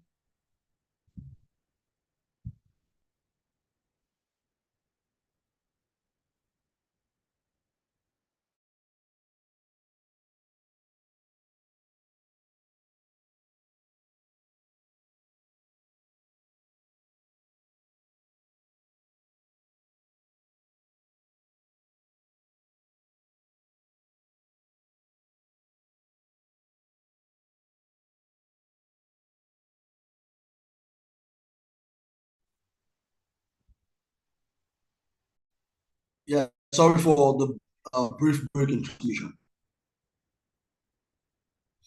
Yeah, so I was saying, so there are a lot of teenagers right now who seem to be displaying symptoms of ADHD, right? Because of the reduced attention span. Some of them don't really have ADHD, but because attention span has been reduced, it now looks like they have. Yeah. So right now we have to involve and engage a lot of creativity in how we engage them, and be creative in how you approach them if you really want to get them. Okay, so number 4 is the law of visualization. A teen learns faster from what they see than from what you say. So leave the talk, create a room for expression and engagement, and they will live the life. Don't be a parent, a teen's coach that says, do what I say, but don't do what I do. No, they will learn faster from what you're doing. Yeah, than from what you're saying. So what are you modeling for the teenagers to follow after? For example, you know why it is difficult to get a lot of children to read and to be committed to academics? Because a lot of parents don't read themselves. That is why it's difficult. It is easier to actually get children and teenagers to read when they see that you, as their parent, their caregiver, is also reading. Why is it that the children of teachers and people in the academia are most times turn out very good academically? Because they just follow after what they see in their parents. So you must walk the talk and not just talk the talk. You must work it out. Number 5 is a law of trust. A teen will pretend and lie if he doesn't trust you enough to handle his mistakes. So earn his trust and build intimacy, lest they start pretending. I usually like to say that to reap trustworthiness, you must sow trust. Let me say that again. To reap trustworthiness, you must sow trust. Yeah. You must sow trust in order to reap trustworthiness. How much trust are you sowing in the life of your teenager? Let me give you an example. You know why a lot of teenagers lie and become dishonest? It starts a lot from childhood. Because a child most times see that honesty is punished and dishonesty is rewarded. How does he see that? He sees that, oh, you ask him, who broke the cup? And he said, Mom, I was the one that broke the cup. And after being honest with you, you still beat him or spank him or punish him for breaking the cup. Except that he ties a correlation. He doesn't just see that you actually spanked him or punished him for breaking the cup. He sees that you spanked him for being truthful. So he breaks a cup another day, and then you ask him, who broke the cup? And he says, Mom, I'm not the one that broke the cup. And he was the one that broke the cup. I said, are you sure you're the one? You're not the one. He said, I'm not the one. And you let him go. And he's like, oh, I got away with that. So there's another correlation. There's another association that is made. So when I lie or when I become dishonest, I will most likely be free of my mistakes. I will most likely not be punished. So he has that association. So he now makes the habit to always lie and be dishonest because that is rewarded in his favor and honesty is punished. Does that mean we won't punish dishonesty? Does that mean we won't punish wrongdoing? No, that's not what it means. What it means is that sometimes deliberately applaud honesty even when your teenager or child has made a mistake. Just for being honest, tell them, just because you are honest, I'm going to let this slide. I'm going to let this go. I'm not going to punish you. Yeah. By doing that, you send a message to them that it pays to be honest. Yeah. Because many times lying for children and teenagers is that you can't handle my truth. You can't handle my truth. Beautiful. So let's rush now. So tell me, how many of you want to become teen coaches? Want to become a teen coach? Type in the chat box, yes, I want to be a teen coach. Let me read some comments right now. Yes, I want to be a teen coach. Say yes. Yes, please. Fortune says yes, please. Annabelle says yes, please. Justice says yes. Mrs. DF says yes. Ojo says yes. Felix says, oh, he's just pouring, man. Yeah, awesome. Awesome. Beautiful. Master raising his hand. Awesome. I'm so excited that we have people who want to be teen coaches. Awesome. All right. All right. Thank you. Thank you. Thank you. So teen coaching is a global need for the following reasons. A global need. And I can tell you this for free. Number one, rising mental health concerns. Rates of depression, anxiety, and other mental health related issues among teenagers have steadily increased over the years.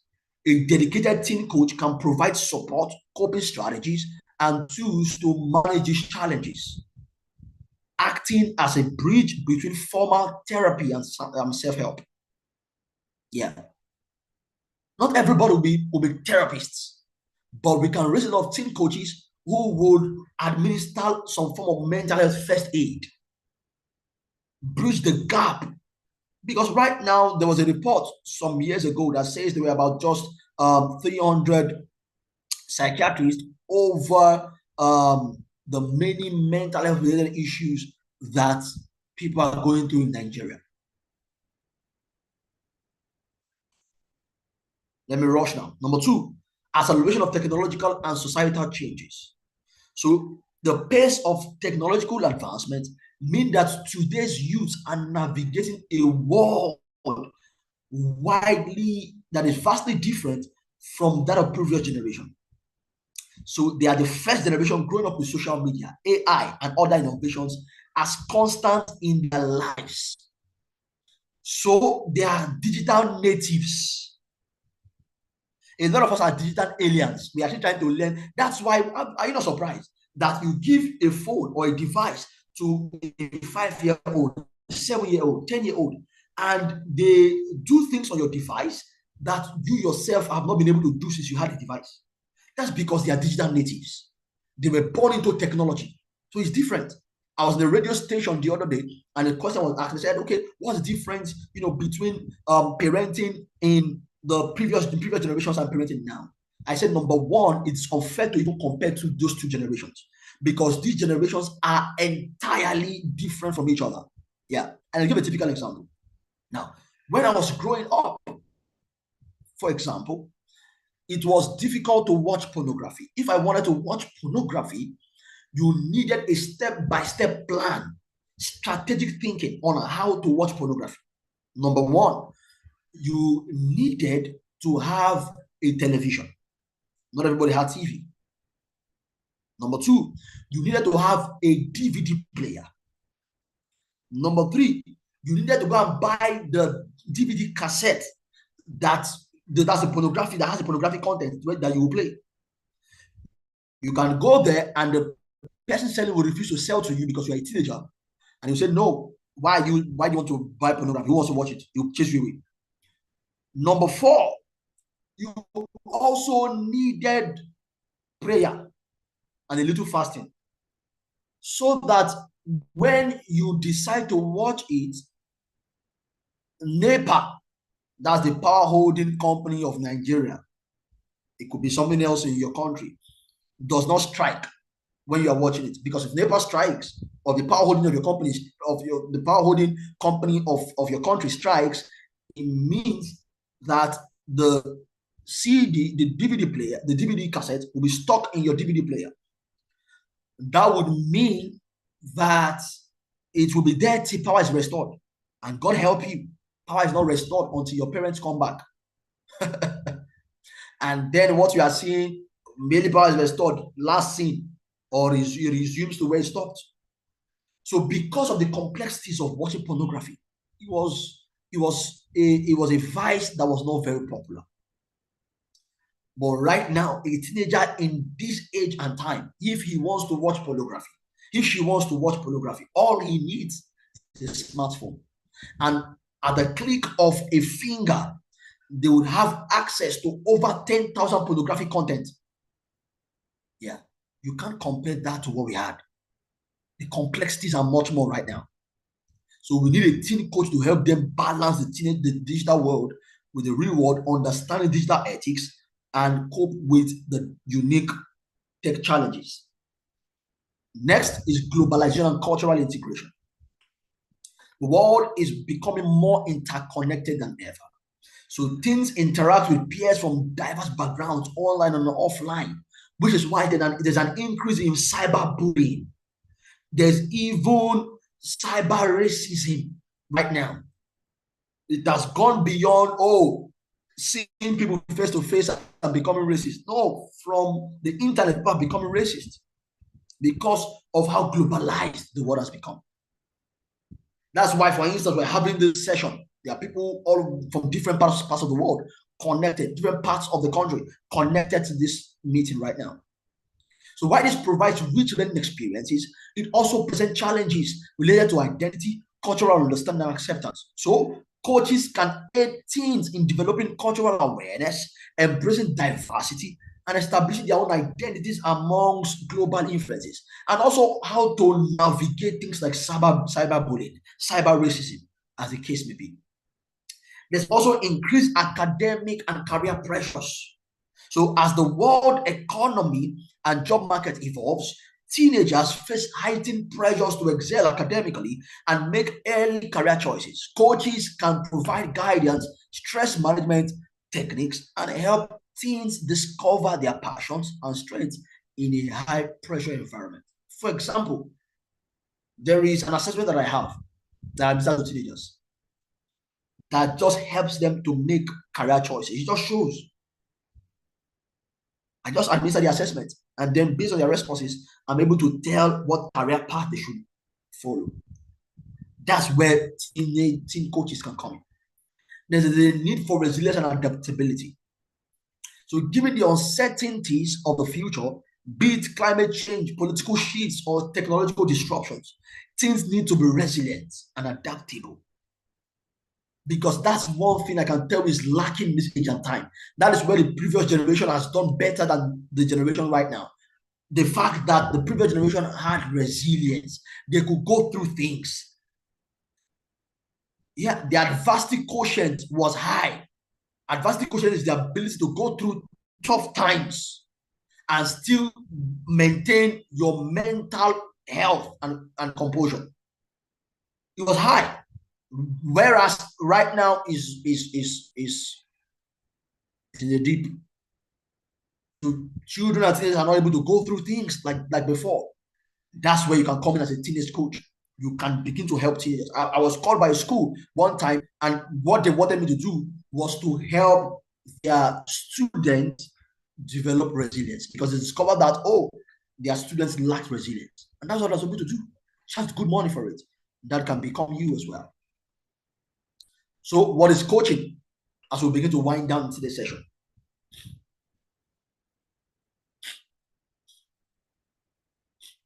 International Coaching Federation defines coaching as partnering with clients in a thought-provoking and creative process that inspires them to maximize their personal and professional potential. The process of coaching often unlocks previously untapped sources of imagination, productivity, and leadership. Let me tell you, when we get into the training, real time, the main training, not this one is just teaser. When we get to the main training, you will then learn that there's a difference between coaching and advice. What a lot of people do is advice, not coaching. A lot of people, what they do is tell teenagers and adults alike what to do. Stop doing this, start doing this. Stop doing this, start doing this. But that's not coaching. Coaching is not telling people what to do. Coaching is raising the level of awareness of your client to a point where they are able to gain clarity and as a result make informed decisions. Let me say that again. Coaching is the ability to raise the awareness of your clients to a point where they gain clarity and illumination, where they can make informed and deliberate choices and decisions. That's what coaching is. It's not telling people what to do or what not to do. So what is the coaching process? Let me just give you a hack. Number one, create rapport, developing a relationship. That's what rapport means. Rapport means developing a relationship. That's the first thing you want to do. In a client coaching relationship, the first thing you want to do is develop rapport. In fact, research has proven that if a coach, let's say there are two coaches, Coach A and Coach B. Coach A doesn't have many techniques. He doesn't understand, all of the techniques to help teenagers and people, deal with whatever it is, maybe addictions, behavioral problems. He doesn't have that. But he has good relational skills, and has a little of the techniques. So it's not like he's totally oblivious of the techniques. He knows little, one or two techniques here and there. And then Coach B knows a lot of techniques, knows a lot of formulas, has a lot of tools is in his or her disposal, but lacks relational skills and is unable to create rapport with their clients. Research has it that Coach A would have more success than Coach B. Your client relationship is more important than the techniques you use in your coaching process. So creating rapport is very key. Number two, administer assessment. Preferably a data-driven assessment in understanding the root cause. That is what the team coaching program will do for you. You'll be given tools, because I tell people in coaching, there's a difference between feeling better and getting better. A lot of the times people feel better but never get better. What is the difference? For example, if somebody comes to you right now and tells you, I have a problem in how I'm able to relate with my teenager, and they pour out their mind to you, they become totally vulnerable to you, they will feel better because they have ventilated. But it doesn't necessarily mean that they have gotten better, because in the next 1 month or two, they will come back with the same problem to ventilate again. Getting better is now helping them, giving them tools that helps them to deal with that issue from the root cause, so that when that issue reoccurs or arises again, they know exactly what to do in such situations. That is the difference between a roadside counselor and a coach, especially one that is trained with the Institute of Family Engineering and Development. Yeah, because you are now able to administer data-driven assessments that will make people ask you, are you a herbalist? How do you know all of these things? I administered this, our assessment, one of our assessments to a parent and a teenager recently. And during the debriefing session, they said to me that this is so accurate. I said, how do you know all this? I knew all of it from the reports. Yeah. Instead of spending hours in coaching, administering assessment helps you to decipher what the issue is quickly, and then you are able to head on, face it, and deal with it. The number 3 is review reports and establish mutually agreed upon goals and objectives. Yeah. So what that means is, after you have administered the assessment, reports coming from the assessment, and then you're able to review it. From there, you now know what it is you are dealing with. I need you to coach us, and I need you for therapy or whatever it is. And they say, okay, how many sessions will we need? What are we going to do? I say, I can't tell yet until we do the assessment and debriefing. It's afterwards I'm not able to know, okay, based on this is what I think the issues are, and this is what I think we can do. Yeah. So, and then finally is to establish and develop an implementation plan, or what you can call an intervention plan, or what you can call a treatment plan, as the case may be, based on the objectives and mutually agreed goals. You now say, okay, these are the things I will do. Step 1, we are going to do this. Step 2, step 3, step 4, step 5, step 6, and 7. That is the coaching process. So,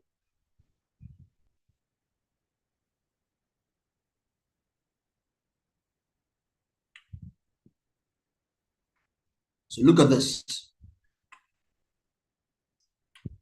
This talks about the teen coaching results model. Comprehensive assessment, to actually diagnose real issues, review sessions to clarify any challenge with their professional reports, then parenting impact and psychological assessment, Piper, results, and then coaching sessions. Yeah, that's part of the assessment I was talking about that I mentioned earlier. So data has constantly shown that the root cause of many adolescents are ignorance of teen brain. I mentioned a bit of that. You would learn it fully, the teen brain, in a full class when you register for the teen coaching program. Ignorance of behavioral management, parent and child. Ignorance of personality and attachment style. You will learn about personalities, the 4 different personality types that every teenager comes with. You will learn about the 4 attachment styles that teenagers have. Then you also, a lot of what is at the root cause of many adolescents is ignorance of parenting patterns, often powered by beliefs. These are things that you would get to learn at the teen coaching program. What is our goal? Our goal is to produce the most competent teen coaches humanity deserves, and to assist them become highly profitable across the globe. You heard from Coach Ruth earlier, who told you about what she's doing with the teen coaching program that she has done. Yeah, how that she's impacting lives and making a lot of money. Yeah, impact and then income, or impact, influence, and then income. That's the trajectory. That's how it works, and that's what we are committed to helping you achieve. So this is the breakdown of how the teen coaching program works. 60% compulsory in class attendance, meaning that when you register, you must be in attendance at least 60% of the time in class. Then you must submit compulsory home plays. Home plays are what you might call homework assignments. Yeah, that's a way of making you love it so that you are able to do it. Home plays, because we want to produce the best teen coaches. So it's not just a course, you come in and then you attend whenever you like, you do the assignment. No, because what we are dealing with are human lives, the destinies and lives of people at our disposal. So we cannot take it for granted. That's why we make sure that you are drilled and you come out the best that you can ever be. So you are compulsory home plays you must do, and then afterwards you now graduate as an associate coach. you fulfill the conditions of your certification, you appear for defense, and then you become a certified adolescent teen coach. Yeah. So the teen coach is a pipeline between parents and the teen's ability to effectively navigate the teen years successfully. So, who are people who need teen coaches? You and I. Schools do need it. Yeah. A lot of schools, for example, don't even have counselors. So you can, for example, become a counselor, a coach for those schools. You can do 3, 4, 5 schools at the same time, where you appear once every week for each of those schools, making impact, gaining influence, and then making income. Government agencies, Ministry of Youth and Women Affairs, all of those, these are agencies that you can influence and present your services. Religious organizations, churches, mosques, families. Yeah. So parents right now don't even know what to do with their teenagers. So they need you and I to help them. So wherever teens are found is where the teen coach is needed. So sign up today and become a highly paid teen coach and strategist from September. Yeah. This is no gimmick, right? I tell people this is what I do. I don't do anything else. This is what I do for a living. Yeah. I have not done anything else. And I don't do anything else. And I can tell you it is profitable. And more than being profitable, is highly rewarding. When you know that your life is touching that of other people positively. When you know that it was because of you that a teenager who had suicidal ideation and wanted to take their life decide that they will give life a second chance. When you know that it's because of you, a teenager who is addicted to drugs makes a resolution to become clean and become sober. When you know that a teenager who is promiscuous makes a decision because of you to become abstinence, to abstain from sex, illicit sex. When you know that it is because of you, a teenager who was grappling with low self-esteem is not able to build their confidence and become, daring and courageous. All of that is what you can do when you sign up to become a teens coach. So these are the juicy offers. Now, the price for this, listen to this. And please, I always tell people this. Never allow price or money stop you from doing what you need to do. Never allow it. Yeah. When there's a will, there's a way. When there's a will, there's a way. When you want to do something, you will find a way. When you don't want to do it, you find an excuse. Yeah. Nothing is cheap. Nothing is expensive. Everything is perceived value. Let me say that again. Nothing is cheap. Nothing is expensive. Everything is perceived value. When people say, oh, this training is cost, is expensive. When people say, oh, this cost is expensive, the question I ask is compared to what? Expensive compared to what? Expensive compared to teenagers who are out there grappling with anxiety and depression. What price is too much to pay to be able to help those children, those teenagers out there? What price is too much to pay? Man, it is really expensive. You know what? On the bright side, this is a money, what you are paying for this course. And I tell you this confidently, is something you can make from one family. It's something you can make in 1 month. I'm talking about even at the beginning stages of your practice as a teens coach. And you know what? You have coaches who are there to hold you by the hand, mentor you, show you the way, and then help you to become the most desirable teen coach there is. So $300K, which is $195. If you are attending this The cost is $300K, $195. But everyone attending this webinar today, meaning that if you're here and you can hear my voice, you have a discounted fee of $255K if you want to pay in one sitting. 255,000 instead of 300K if you want to pay one sitting. If you want to pay in installments, that option is also available. But it's slightly increased to about 280,000 naira. The account details, you can see it on your screen. You can get to it right away. Yeah. So 255, save 45,000 if you make a deposit of as little as 100K till July 30th. Offer expires in 72 hours. Ladies and gentlemen, if I were you, I will grab this by the neck. So you can save 45K by making a deposit of 100K between now and the next 72 hours. That's July 30th.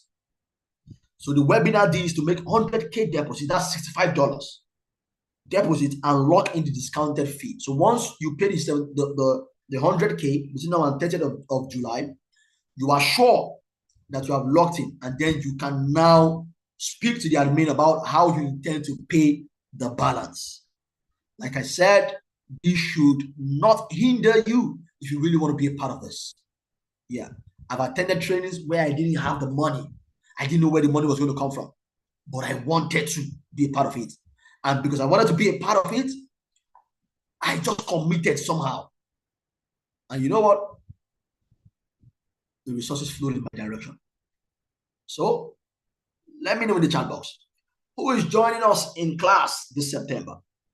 Mind you, we have trained loads and loads of people, hundreds of people really, via this platform. So who wants to join us in the next class December? If you are joining us, tell me, yes, I'm joining in the chat box. Let's go. Tell me, yes, I'm joining in the chat box. Beautiful. In class attendance can only work for locals. How about those outside Nigeria? Classes are online. Classes are online. Classes are online. So you can join in from anywhere you are in the world. All classes are on Zoom. Yeah. Okay, I have Lovett said I will. Felix said yes. Master says I am joining. I will. Deliverance says I'm joining. Ken said yes. Beautiful. Let me get more response of people who are joining us. Nothing to stop you from joining. I'm serious. Nothing to stop you from joining.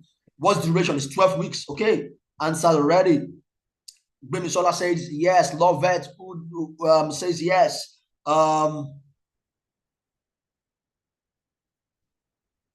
Vince is ready. Musonda says yes. Taiwo says, I hope to join. We can't wait to have you, Taiwo. Don't hope. Jump on this. Ultimate says affirmative, sir. Beautiful. Beautiful. This is what I love to hear. This is what I love to hear. You know, a lot of people really, they like the idea of helping teenagers, but they don't want to make necessary commitment to become the teen coach. Because there's a difference between wish and desire. There's a difference between wish and desire. Wish is okay, if it happens, fine. Desire is a commitment to make it happen no matter what. Yeah, I'm happy that a lot of us are committed to making this happen. So let's get it rolling. Let's start sending in once a week, actually. Once a week is what you meet once a week for 12 weeks. Let's go there. Beautiful. I love it. I love the energy I'm getting. So if you want to learn more about the teen coaching program, certification program, you can visit the website, look at the Instagram handle right there, email address, phone number, WhatsApp enabled, and let's get it rolling. I'm excited that we have all made it. Most of us have made the decision to be a part of this program. You know, it was Ralph Waldo Emerson that said, if we are related, we shall meet. And I believe that we are related.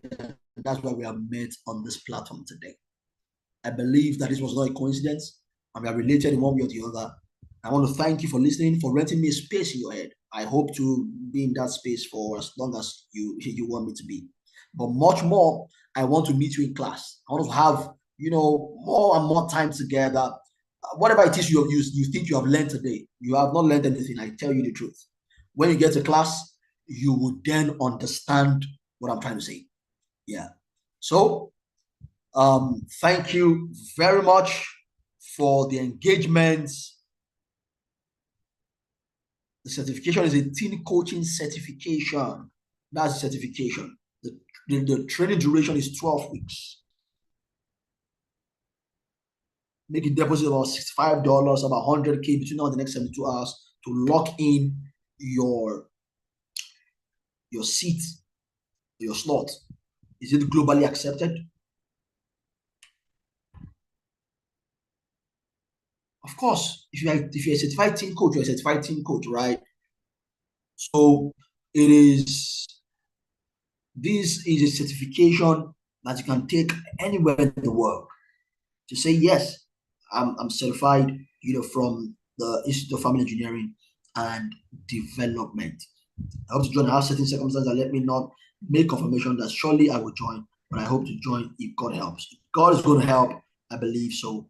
Yeah, and when He does, please do join. Okay. Thank you.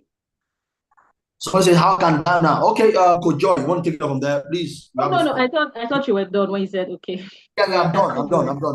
You have the floor. Go ahead. Sir. Thank you so very much for spending your birthday evening with us. We do not take it for granted, and I'm sure all of you can attest to the fact that Coach Miracle is really passionate about the teen coaching world. So it's been a whole lot, but I can assure you that what you will get in class, this is not even the tip of the iceberg at all. Like, this is just a very tiny bit of what you're going to get in class for 12 weeks. And I can assure you that if you think that you know something that you're doing with teens, there's still a whole lot that you can learn. Because you don't want to be working with a teenager and then you're guessing, you're trying to figure, you're doing hanky-panky. Imagine going into surgery and then the doctor tells you, I've not really done this before. I've not had any practice. I'm just here for the very first time. Yes, there's a time that, doctors will practice, but they do that under supervision. Imagine a person leading a surgery without supervision. That's how a lot of people are working blindly with teenagers. And that's why it's like there's no result. So they resort to other traditional means to very, very unconventional means. They resort to bashing, they resort to names calling. But this is something that you will definitely get value for. I was one of the very first participants of this program. I can tell you for a fact that we're not just talks here, but we're results. We're not just talks, but we're results. So if you have further questions regarding the certification, please reach out to the Institute. There's the information in the chat box. You can check the chat. But if you're still not convinced, you say, oh, I want to talk to somebody that is neutral, you can reach out to Coach Roots, the person that gave the testimonial earlier, and she will tell you the behind the scenes. You can also reach out to me. You'll find me on Instagram. You'll find me on Facebook. Joy Deborah Essien. Just search for me. Send me a DM. Ask your questions, whatever you are not sure of. And I saw somebody say, oh, I wish to take this. I don't have the funds. See, the Institute is very flexible and they would allow you to pay in installments. All right, I know that our time is fast spent and many of us have to get on with our work. Tomorrow is Monday and I will allow us to go now.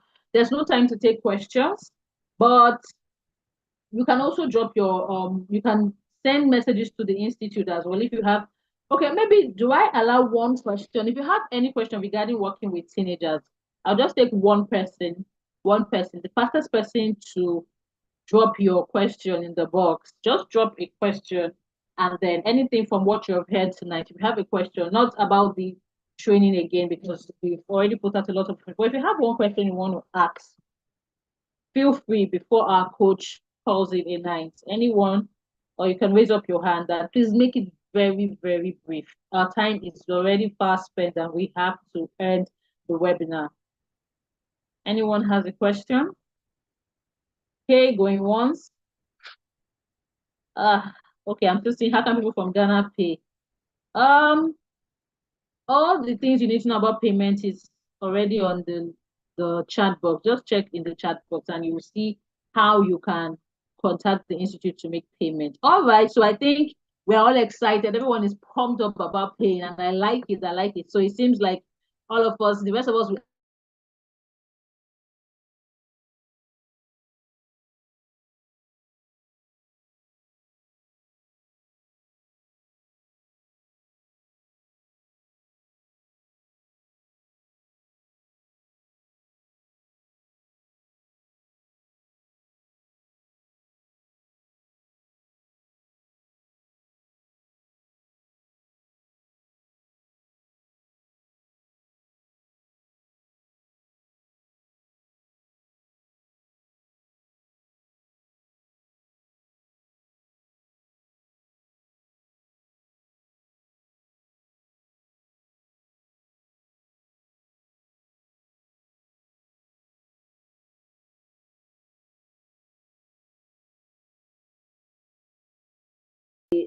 It's been quite a journey for me, and I want to first of all say thank you to all the coaches and the organizers who made this possible.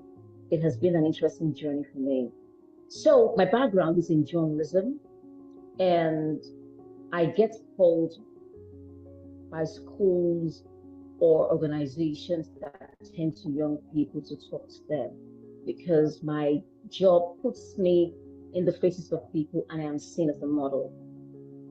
And I thought to myself at some point that I didn't just want to go and blab things based on my experiences that probably might not be relatable to the people that I'm speaking with, the demography. And so I began to seek platforms that train people on, train people on how to deal with, manage young people. It was just on my mind. I probably had Googled it at some point. I don't know. And then, boom, I saw the adverts. I was like, this is what I was looking for all the while. Come on. And I registered for it. And I completed the class, which is something that I hadn't done in a while. I had several courses that I hadn't finished because of how strenuous the job can be. But I completed this one. And the reason why I came for it was because I wanted to be able to talk to those teenagers. And two, I'm an animator. Would, in a very long way, help me to deliver stories that would be relatable to them, that would solve a problem for their demography and also for their parents, and so that a young person will sit and watch my animation and will find himself or herself in that story. That was the reason why I joined it. But boy, don't you tell me I got more than what I bargained for. When I was doing the home place, I saw myself sucked in. And it happens to me like that when I'm writing the script. It shows that I was at the right place. I was sucked in. I could sit down. And by the way, the people that I had to speak was my family members. I reached out to them, and it was easy. I told them this is going to help solve the problem of the relationship that you're having between you and your child. It will help you understand them better. If you preach it to them that way, they definitely will be able to come to you. And I understand them so much. And to all our coaches, Coach Amina, you gave me a response to the role play that I did. Thank you so much. To my role play, Miss Tolulope Johnson. Remember we did the healing of the inner child. I never knew I had some issues back then. I was thinking, oh, I had a perfect childhood. But from the way she spoke to me, I was able to unearth those things and get to deal with them. It's been a phenomenal journey. This is something I'm going to recommend for anybody who wants to, go into talking to